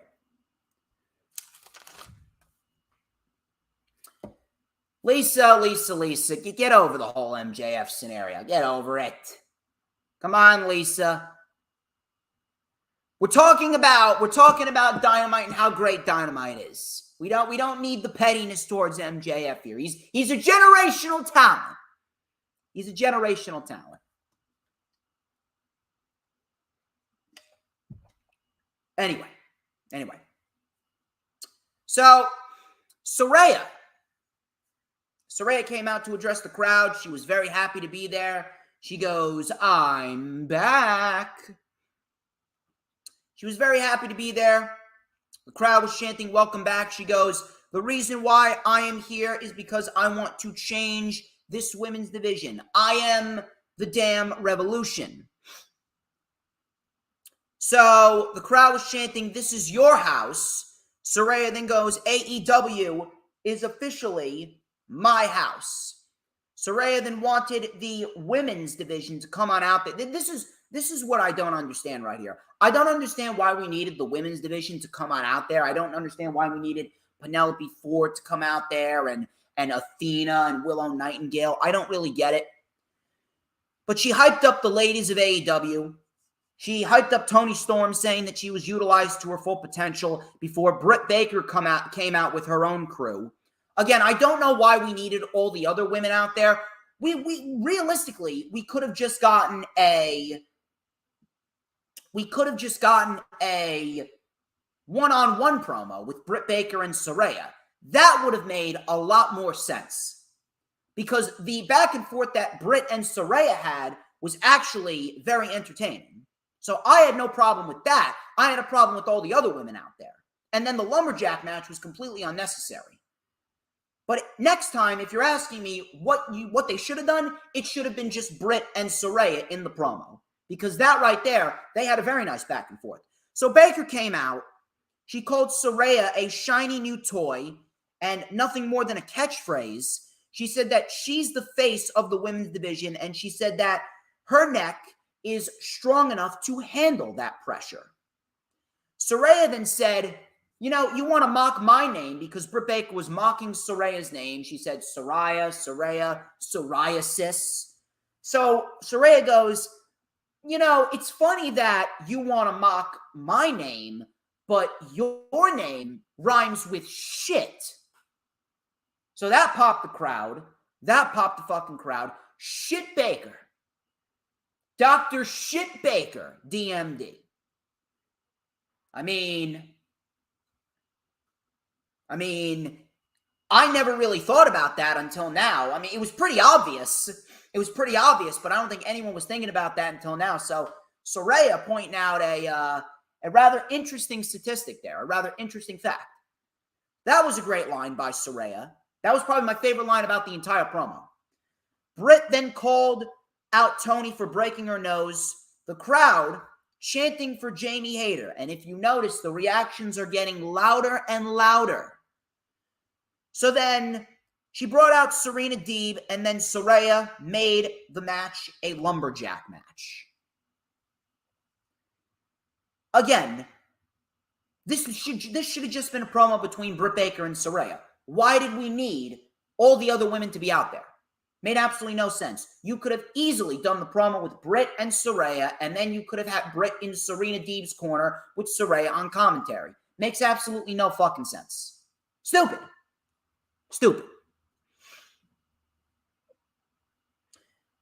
Now, the lumberjack match legitimately meant nothing. It's honestly one of the worst types of stipulation matches ever. The match meant legitimately nothing. However, Toni Storm and Serena Deeb, very good match. So the Lumberjacks, they legitimately served no purpose. The only purpose that the Lumberjacks served was to have Jamie Hayter and Willow Nightingale get into a scrap before they had a match on Rampage, which was actually a pretty decent match. So Serena Deeb and Toni Storm, Deeb refused to back down. She reversed the back suplex into a crossbody. That got a 2. She was in control coming back from commercial before Toni Storm mounted a comeback with a diving crossbody of her own for a 2. We had a nice German suplex.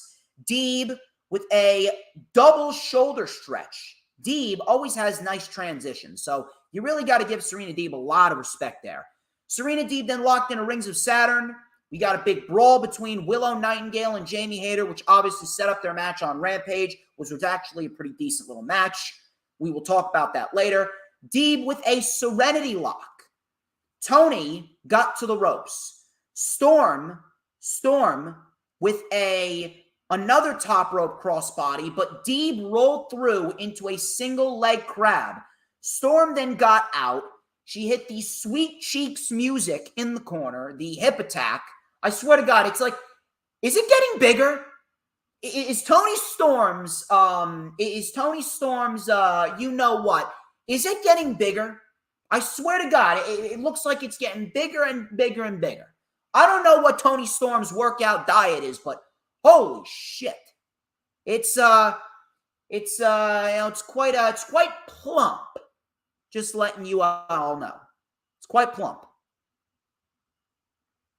So the Sweet Cheeks music connects. And then we get the Storm Zero spiking Serena Deeb right on her head. Storm Zero, but Serena Deeb kicked out. Deeb then regained control. She went up to the top. Toni Storm delivers an avalanche, and I mean a fucking avalanche, Storm Zero from the middle rope. And right there, Lisa, thank you for pointing out the obvious here. No wonder why Juice Robinson put a ring on her. No wonder.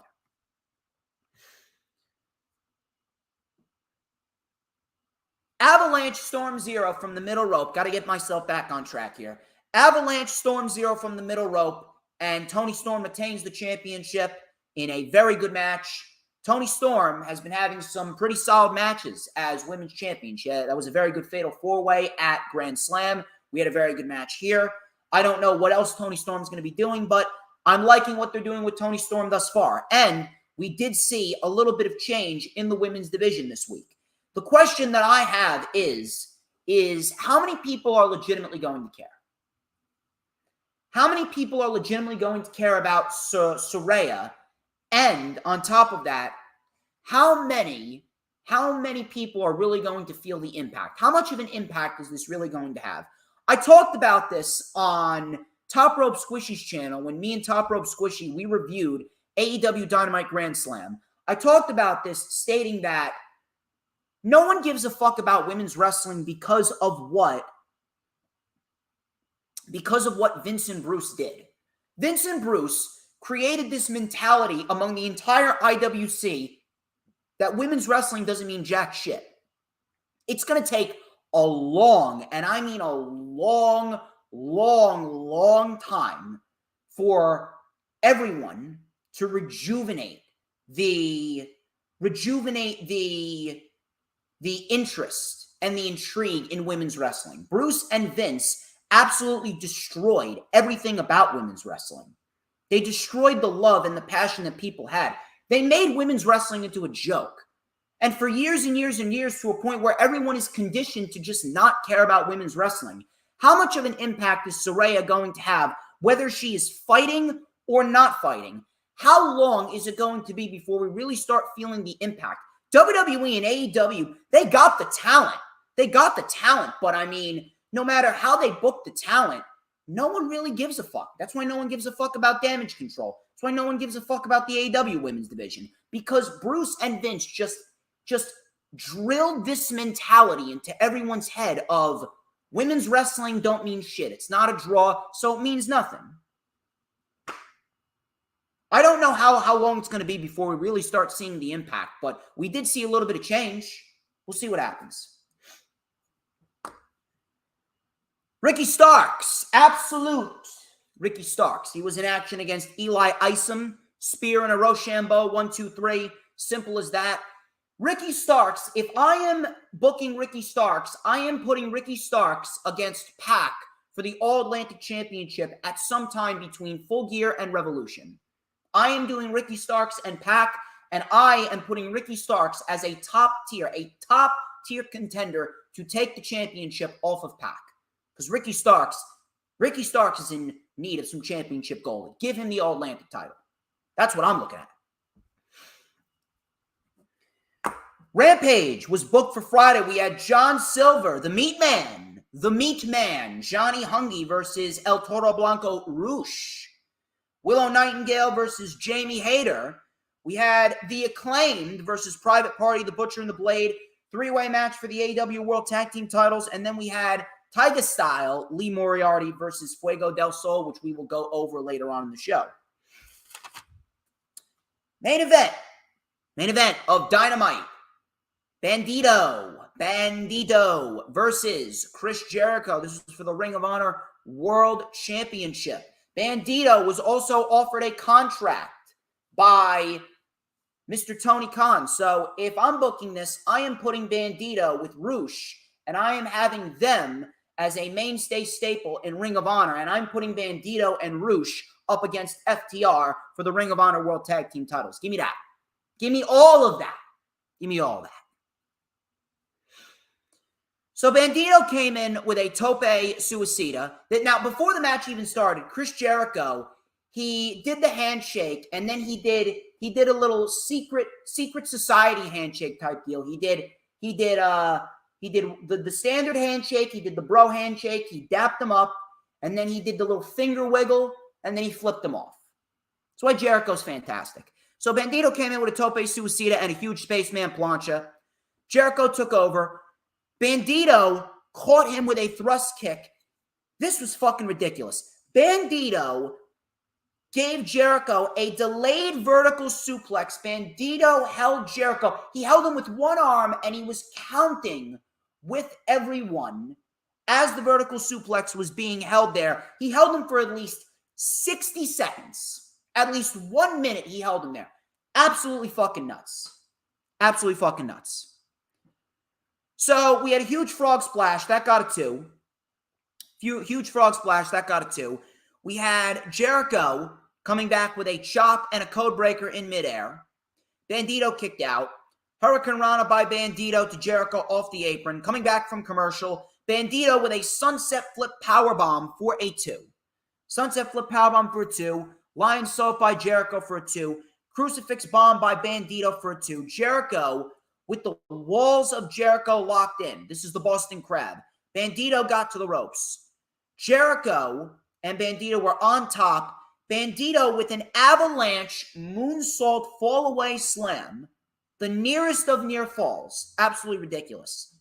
The X-knee, that Bandito calls it, and then the handspring German suplex, which is probably one of the most beautiful German suplexes I've ever seen. Love that German suplex. Jericho kicked out again. Bandito was busted open at the nose or the mouth. You could visibly see the blood through his mask. Jericho then yanked Bandito's mask down, so Bandito couldn't see. Locked in the Lion Tamer, and Bandito tapped out. Excellent fucking match.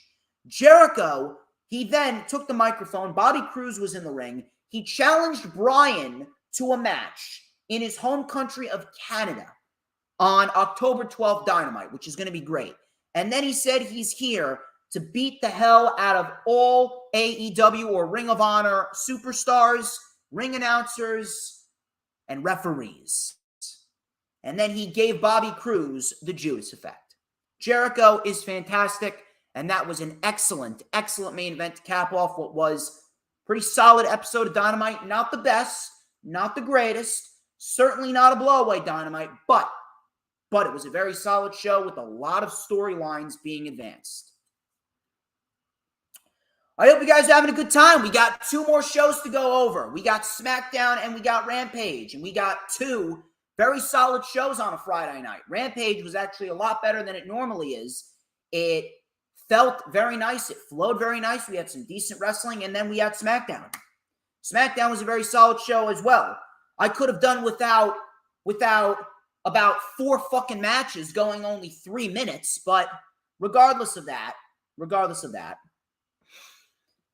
we had Madcap Moss and Ricochet.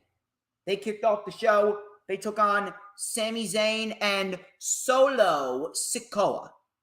Solo Sikoa and Zayn were in control early on. We had a Samoan drop on Ricochet for a 2 count. Ricochet then made the tag to Madcap Moss. Madcap Moss came in with a fall-away slam and shoulder tackles for Solo and Sami Zayn. All of a sudden, we had a Blue Thunder Bomb on Moss by Zayn for 2. Crossbody, but Moss rolled through into a jackhammer. Solo Sikoa then saved it. Ricochet took out Solo. Moss then took out Zayn. Solo Sikoa threw a chair. He threw a chair at the Ricochet's head behind the referee's back.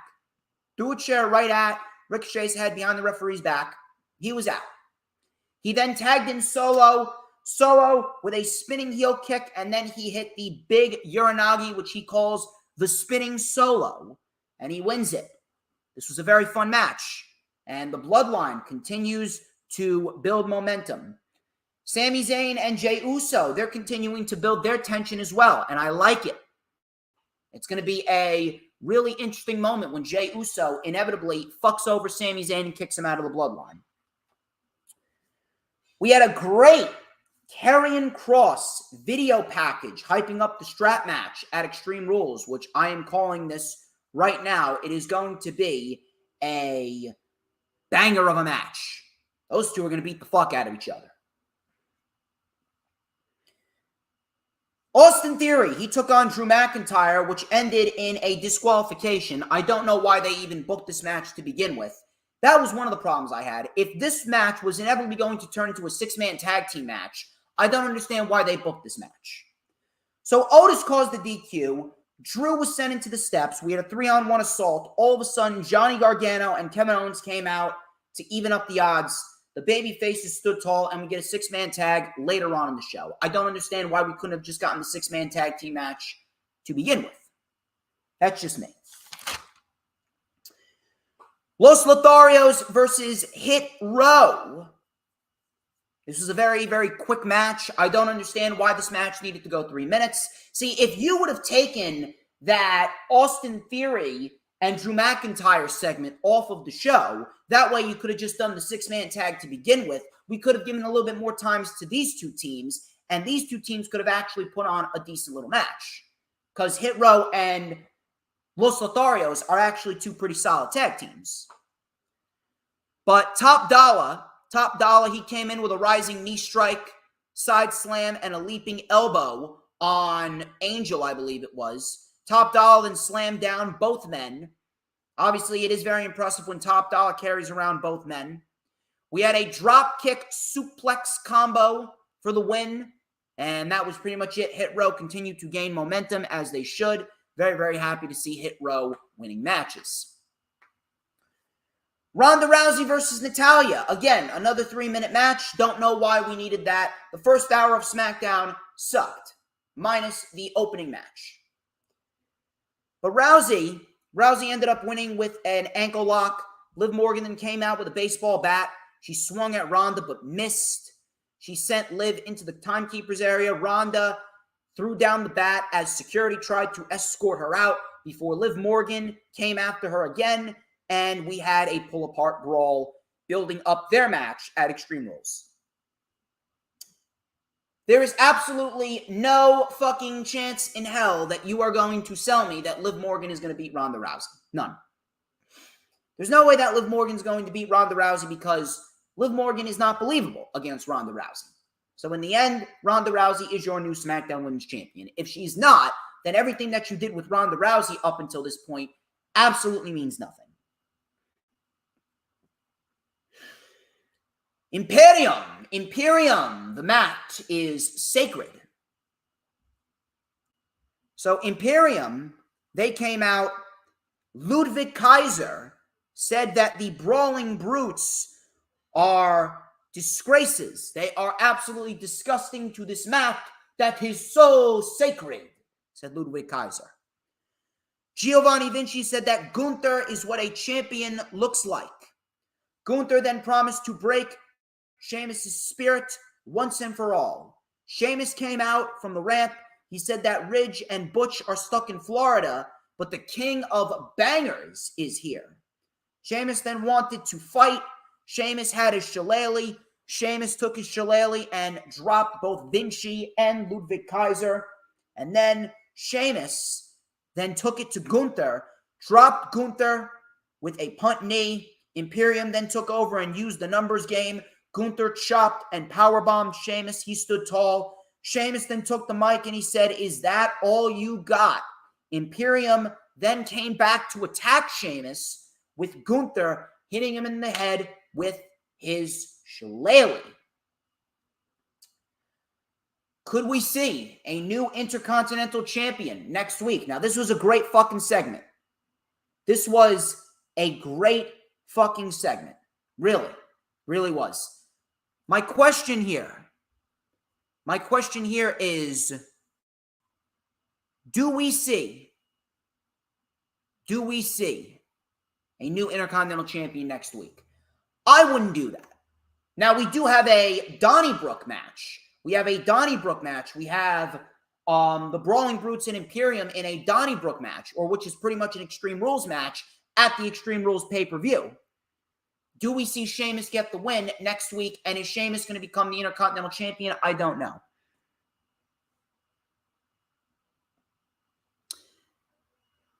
I really don't know what exactly we are looking at over here.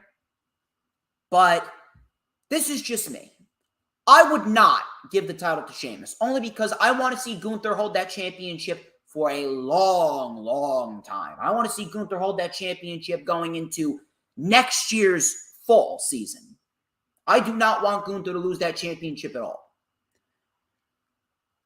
But I'm not going to be mad if Sheamus wins the title. If Sheamus wins, I'm not going to be mad so much that Sheamus won. I'm going to be mad that Gunther lost. Because I want to see Gunther remain undefeated for a long, long time. That's just me, though. But this was an excellent segment, and Sheamus and Gunther, it's going to be a banger next week. It's going to be an absolute banger. Earl, I am very glad to see you. Please make sure you hit that like button on my channel, and then you go over to the Hardcore Sports channel and hit the like button over there. We have 14 likes on my channel, And then we got on the Hardcore Sports channel, we got exactly 12 likes there. So please make sure if you haven't already done so, like it over there, like it here, like it everywhere. Because we got one more show to go over after we're done with SmackDown. Shotzi took on Bayley, and Shotzi has her tank back. Shotzi and Bayley, they had a nice back and forth here. Shotzi with her tank back. Very, very happy to see Shotzi with her tank back. Now, the match was not anything special. The match wasn't anything to go back and rewatch. The match wasn't anything to go back and say, okay, we need to go and go out of your way to watch Shotzi and Bayley from SmackDown. We don't need that. We don't need to go back and rewatch it. But I will say this.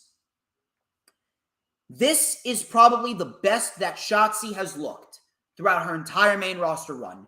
She's looked motivated here. She looked alive. She looked like she wanted to be there. She looked as determined as I've ever seen her. And you know what? You got to bring that out. You got to bring that out when you're fighting Bayley. So Shotzi got her tank back. She looked motivated. Shotzi stunned Bayley. She stunned her on the ropes. Coming back from commercial, we had a reverse sling blade by Shotzi. Suplex into the buckle by Shotzi. Bayley then hit the rose plant for the win. And afterwards, Bayley got a ladder. She was going to crush Shotzi in a ladder before Bianca Belair came out to help Shotzi. Bayley avoided a KOD on a ladder as Bianca Belair stood tall. That was pretty much that. We had Max Dupree. Max Dupree, he spoiled the Maximum Male Model's attempt to break the Canadian pose record. He then said, maybe this stuff was never for me. And then he said, yeah. So it looks like we got ourselves Mr. L.A. Knight. And if I'm looking at this, I do believe that L.A. Knight is absolutely coming back. And if I'm booking this, give me L.A. Knight and Gunther. They put on a very good match back at NXT, what was it? NXT Stand and Deliver, all the way back at the beginning of April. It was my birthday, actually. It's on my birthday, actually. LA Knight and Gunther had a very good match at NXT Stand and Deliver. So if we're getting LA Knight back, give me LA Knight. Give me a LA Knight, yeah, versus Gunther. I'm all for that. And then in the main event, we had a fun little match. Austin Theory and the Alpha Academy versus Kevin Owens, Johnny Shoosh, Johnny Gargano, and Drew McIntyre. Gargano then sent Gable and Theory to the floor. Owens then with a cannonball off the apron to both men. Coming back from commercial, Gargano was isolated. We had a nice Northern Lights suplex. That got a 2 count on Chad Gable. Owens then got the tag with a senton on Gable. DDT to Austin Theory. Swanton bomb on Gable. Otis saved it. Tagged to Drew. He lit up Theory. Belly to belly on Theory. And a neck breaker with a kip up. Otis then bulldozed Drew. Sent him right into the steps. Owens and Gargano super kicked Otis. They tore apart the announce table before Gable saved Otis. We had an exploder suplex to Owens. DDT by Gargano to Otis on the floor. Stunner to Gable on the table. That was an unintentional rhyme right there. Stunner to Gable on the table. Owens gave a stunner to Gable on the table. Eminem, eat your heart out. I can rhyme without even fucking thinking. So Otis gave Chad Gable a stunner on the announce desk. Drew with a Claymore to Theory. Drew wins it. We had a fun little match to close out SmackDown. Very solid show. And then we saw Drew take the leather strap and whip the shit out of Austin Theory, sending a message to Karrion Kross. Pretty decent little SmackDown that we got. And we have a lot to look forward to at Extreme Rules. We really do. Extreme Rules looks great. 6 matches, all with extreme stipulations. Really good stuff. Some really good stuff. I'm very much looking forward to Extreme Rules. Danielle is currently in the chat. Danielle Wolf, appreciate you. You guys have been on fire. 12 people watching overall. I hope you guys have had a great time. We are going to talk about one last show, and that's Rampage, which was a pretty decent episode of Rampage. This was probably the best flowing Rampage of the month. Really solid stuff here on AEW Rampage. We had the Acclaimed talking. They were talking and rapping, or Max Caster was rapping. They rapped about the Butcher's band breaking up. They were rapping about how Private Party is pretty much butt puppets of Andrade.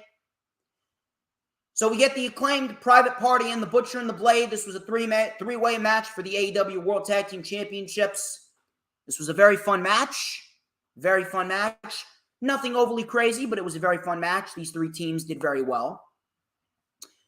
Bowens and Cassidy, they actually had a nice back and forth. Caster came in and he tried to keep Cassidy at bay. Bowens then with a scissoring leg drop. He leg dropped Cassidy in the leg, scissoring style. Butcher and Blade then swarmed the champions. Butcher and Blade took out Private Party. They were in control. Coming back from commercial, Bowens made the tag. Caster came in, or at least he tried to, before the Butcher took him out. Quinn then came in with a crossbody to the Blade. Moonsault on the Butcher. Poetry in Motion by Private Party to the Blade. Big Tope Con Hero by Mark Quinn onto the Butcher. Really nice stuff by Mark Quinn. Then we had a Swanton Bomb Neckbreaker combo by Private Party for a 2. We had the assisted Gutbuster and a Doctor Bomb. Doctor Bomb by the Blade. Bowen saved it. Cassidy with a crossbody onto the Butcher and the Blade, springboarding off the top. Caster then with a diving crossbody onto the pile. Bowens made the tag. Back in the ring, the Blade all of a sudden, then he was the victim of the arrival by Bowens and then the mic drop by Caster. The Acclaimed retained the AEW World Tag Team Championships in what was a very fun match. Fun little match to kick off the show. The Acclaimed were not going to win. Plain and simple. This was just a solid title defense to get them hyped up for National Scissoring Day, which is next Wednesday. National Scissoring Day. So I'm pretty sure Daddy Ass is going to be getting a lot of scissoring from the Acclaimed. One thing I really do want to see, and I'm not sure if you guys feel this way, but I definitely want to see more homegrown tag teams. I want to see more homegrown tag teams in the AEW World Tag Team title scene. The Acclaimed, Butcher and Blade, Private Party. I want to see that more. I definitely want to see that more.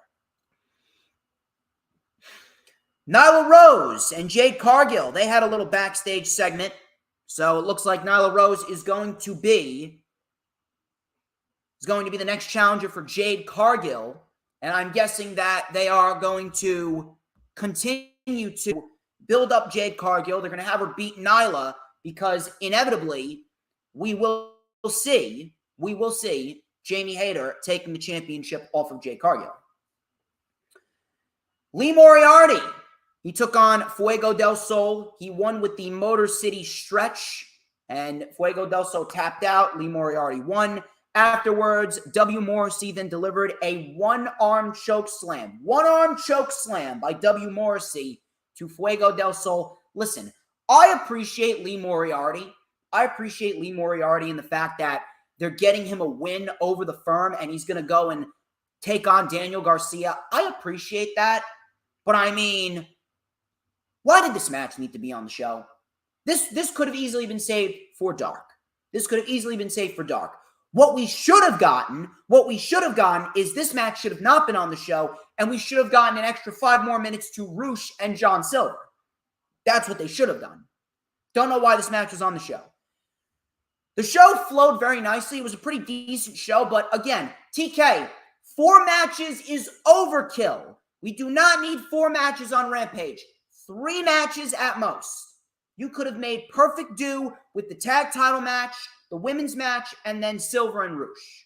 No reason why we needed Lee Moriarty versus Fuego del Sol on the show. That's not saying I don't like Lee Moriarty, but we didn't need it on the show. Now, the women's match. The women's match I would have absolutely loved to see these two women go another 5 more minutes too. I would have absolutely, really, I would have loved to see Willow Nightingale and Jamie Hayter go another 5 more minutes. These two actually worked very well together. I'm not sure if you guys saw it, but they were hitting hard. Jamie Hayter especially. Jamie Hayter is one of the hardest hitters ever. She works stiff. Willow Nightingale, when Willow Nightingale gets serious, Willow Nightingale hits fucking hard. So Willow Nightingale and Jamie Hayter, they matched up pretty well together. This was a little fun match. Little fun match here on Rampage.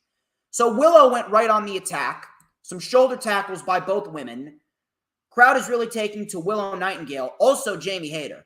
The crowd was firmly behind Jamie Hayter here. Again, like I said, the crowd reactions, they're getting louder and louder for Jamie Hayter. Jamie Hayter is absolutely the woman to take down Jade Cargill. No questions asked.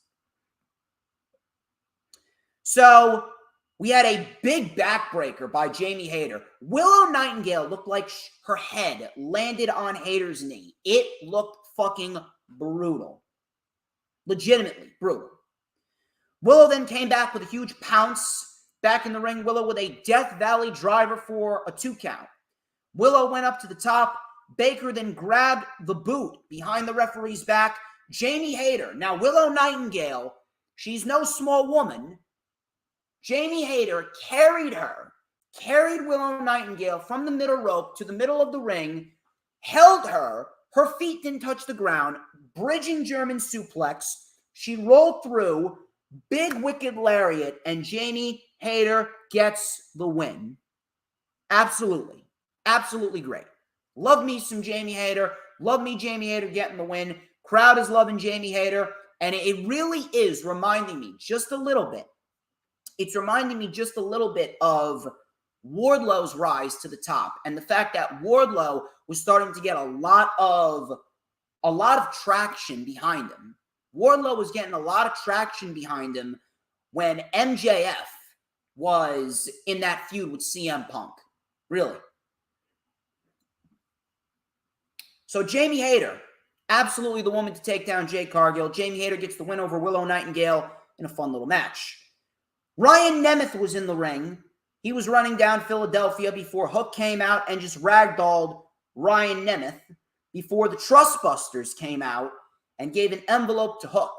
Not sure what this means, but I can assume it's probably going to be something along the lines of Ari Daivari versus Hook for the FTW Championship. We'll see what happens there. Next week, Live Rampage. Live Rampage, we got Andrade El Idolo versus Dark Order number 10. If Dark Order number 10 wins, Andrade leaves AEW forever. But if 10 loses, he must unmask. That's a Live Rampage next week. And also, live next week, it's Trent Beretta and Pac for the All-Atlantic Championship at Battle of the Belts 4, which is going to be live directly after AEW Rampage goes off the air. So we got 2 back-to-back shows next Friday. I like it. So that should be a pretty solid match here with Pac and Trent for the AEW All-Atlantic Championship. Battle of the Belts got a nice solid match on it already. Roosh, El Toro Blanco, I love me some Roosh, versus the Meat Man, Johnny Hungy. Crowd was loving John Silver here. Silver with an uppercut. He had the advantage. He actually mocked Roosh's Tranquilo pose. So, John Silver, you don't want to toy with Roosh like that. So, Roosh got pissed, and he just punched the shit out of John Silver. Roosh then with a cheap boot in the corner, coming back from commercial. Silver then mounted a comeback, big German suplex, and then a second one to follow. Roosh caught a sit-out powerbomb by Silver for a 2. Silver then with some stiff kicks to the chest. Roosh then with a super kick and a Northern Light suplex for a 2. Silver then chopped Roosh. Roosh was absorbing the chops. Silver then with a kick combination and a beautiful brainbuster for a 2. Alex Reynolds then took out Jose the assistant. Roosh then with a big forearm, Superman forearm, and the Bull's horns. Roosh gets the win. Very solid match over Johnny Hungy here. Andrade and Roosh then attacked before the Dark Order came out to help Silver. Adam Page came out as well. He took out Andrade's guys. Page and Roosh got into it before Page delivered a buckshot lariat to Jose, the assistant. And next week on Dynamite, we got Roosh and Adam Page on the Anniversary Dynamite show, which is going to be an excellent fucking match. So you could take my money. You could take all my money there. I am going to be enjoying that shit. Ladies and gentlemen, that's all I got. That's it, baby. That is the entire Lightning Flash update for this Saturday's October 1st, 2022. I would like to thank each and every single one of you who tuned into this video. Thank you very much. Thank you, Dee Dee. Thank you, Danielle. Thank you, Lisa. Thank you, Alex. Thank you, DJ Sums. You guys are fantastic. Please do not forget to like, comment, subscribe. Check out all those links in the description. Do not forget that next week, next Thursday at 7:30 p.m. Eastern Time, October 6th, it is the rundown for Battle of the Belts 4 and Extreme Rules with Mr. Jay Aletto. We're going to be dissecting everything that's going down next week. Big weekend next week for pro wrestling. Of course, we got the Rewind. That's right, we got the Rewind for Extreme Rules. That's going to be next Sunday, October 9th. And then on October 13th, since Earl Cole joined in the chat, shout out to Earl, because Earl, Hologram, you haven't been disgraced. You've always been the one to tell everyone who runs the IWC. Calm down, Hologram. Calm down. Anyway, you screwed up my flow over here. Fucking asshole screwed up my flow over here. Anyway. Please make sure, check out all those links in the descriptions, like I said. And then Thursday, October 13th, in 2 weeks, I'm going to be going on Earl Cole's channel because we are going to have a nice little Dynamite chat. We're going to have a lot of good material on Dynamite. It's going to be a great show. Lisa, thank you very much. Thank you very much for coming back. Please make sure that you come on in and watch it very, very often. We want to have you back here on the weekly stream. Okay, Lisa? So come back here next week. Be sure you're in the chat for the rundown for Battle of the Belts and Extreme Rules. It's going to be a good show. We turn it up next Thursday. But anyway, I'm DJ Storms. This has been the Lightning Flash Update. I will catch you all at a later date next Thursday. But, people, there is a very important question that must be answered. A very important question that must be answered, and I'm going to need y'all to answer it. The question that I wanted to ask y'all is, who runs the IWC? Who can it be?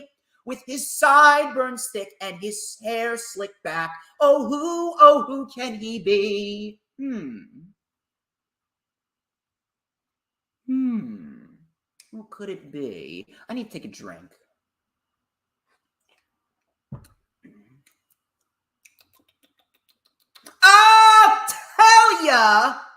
I'll tell ya who it is. Who? But DJ motherfucking Storms. Don't you forget it. Thank you very much.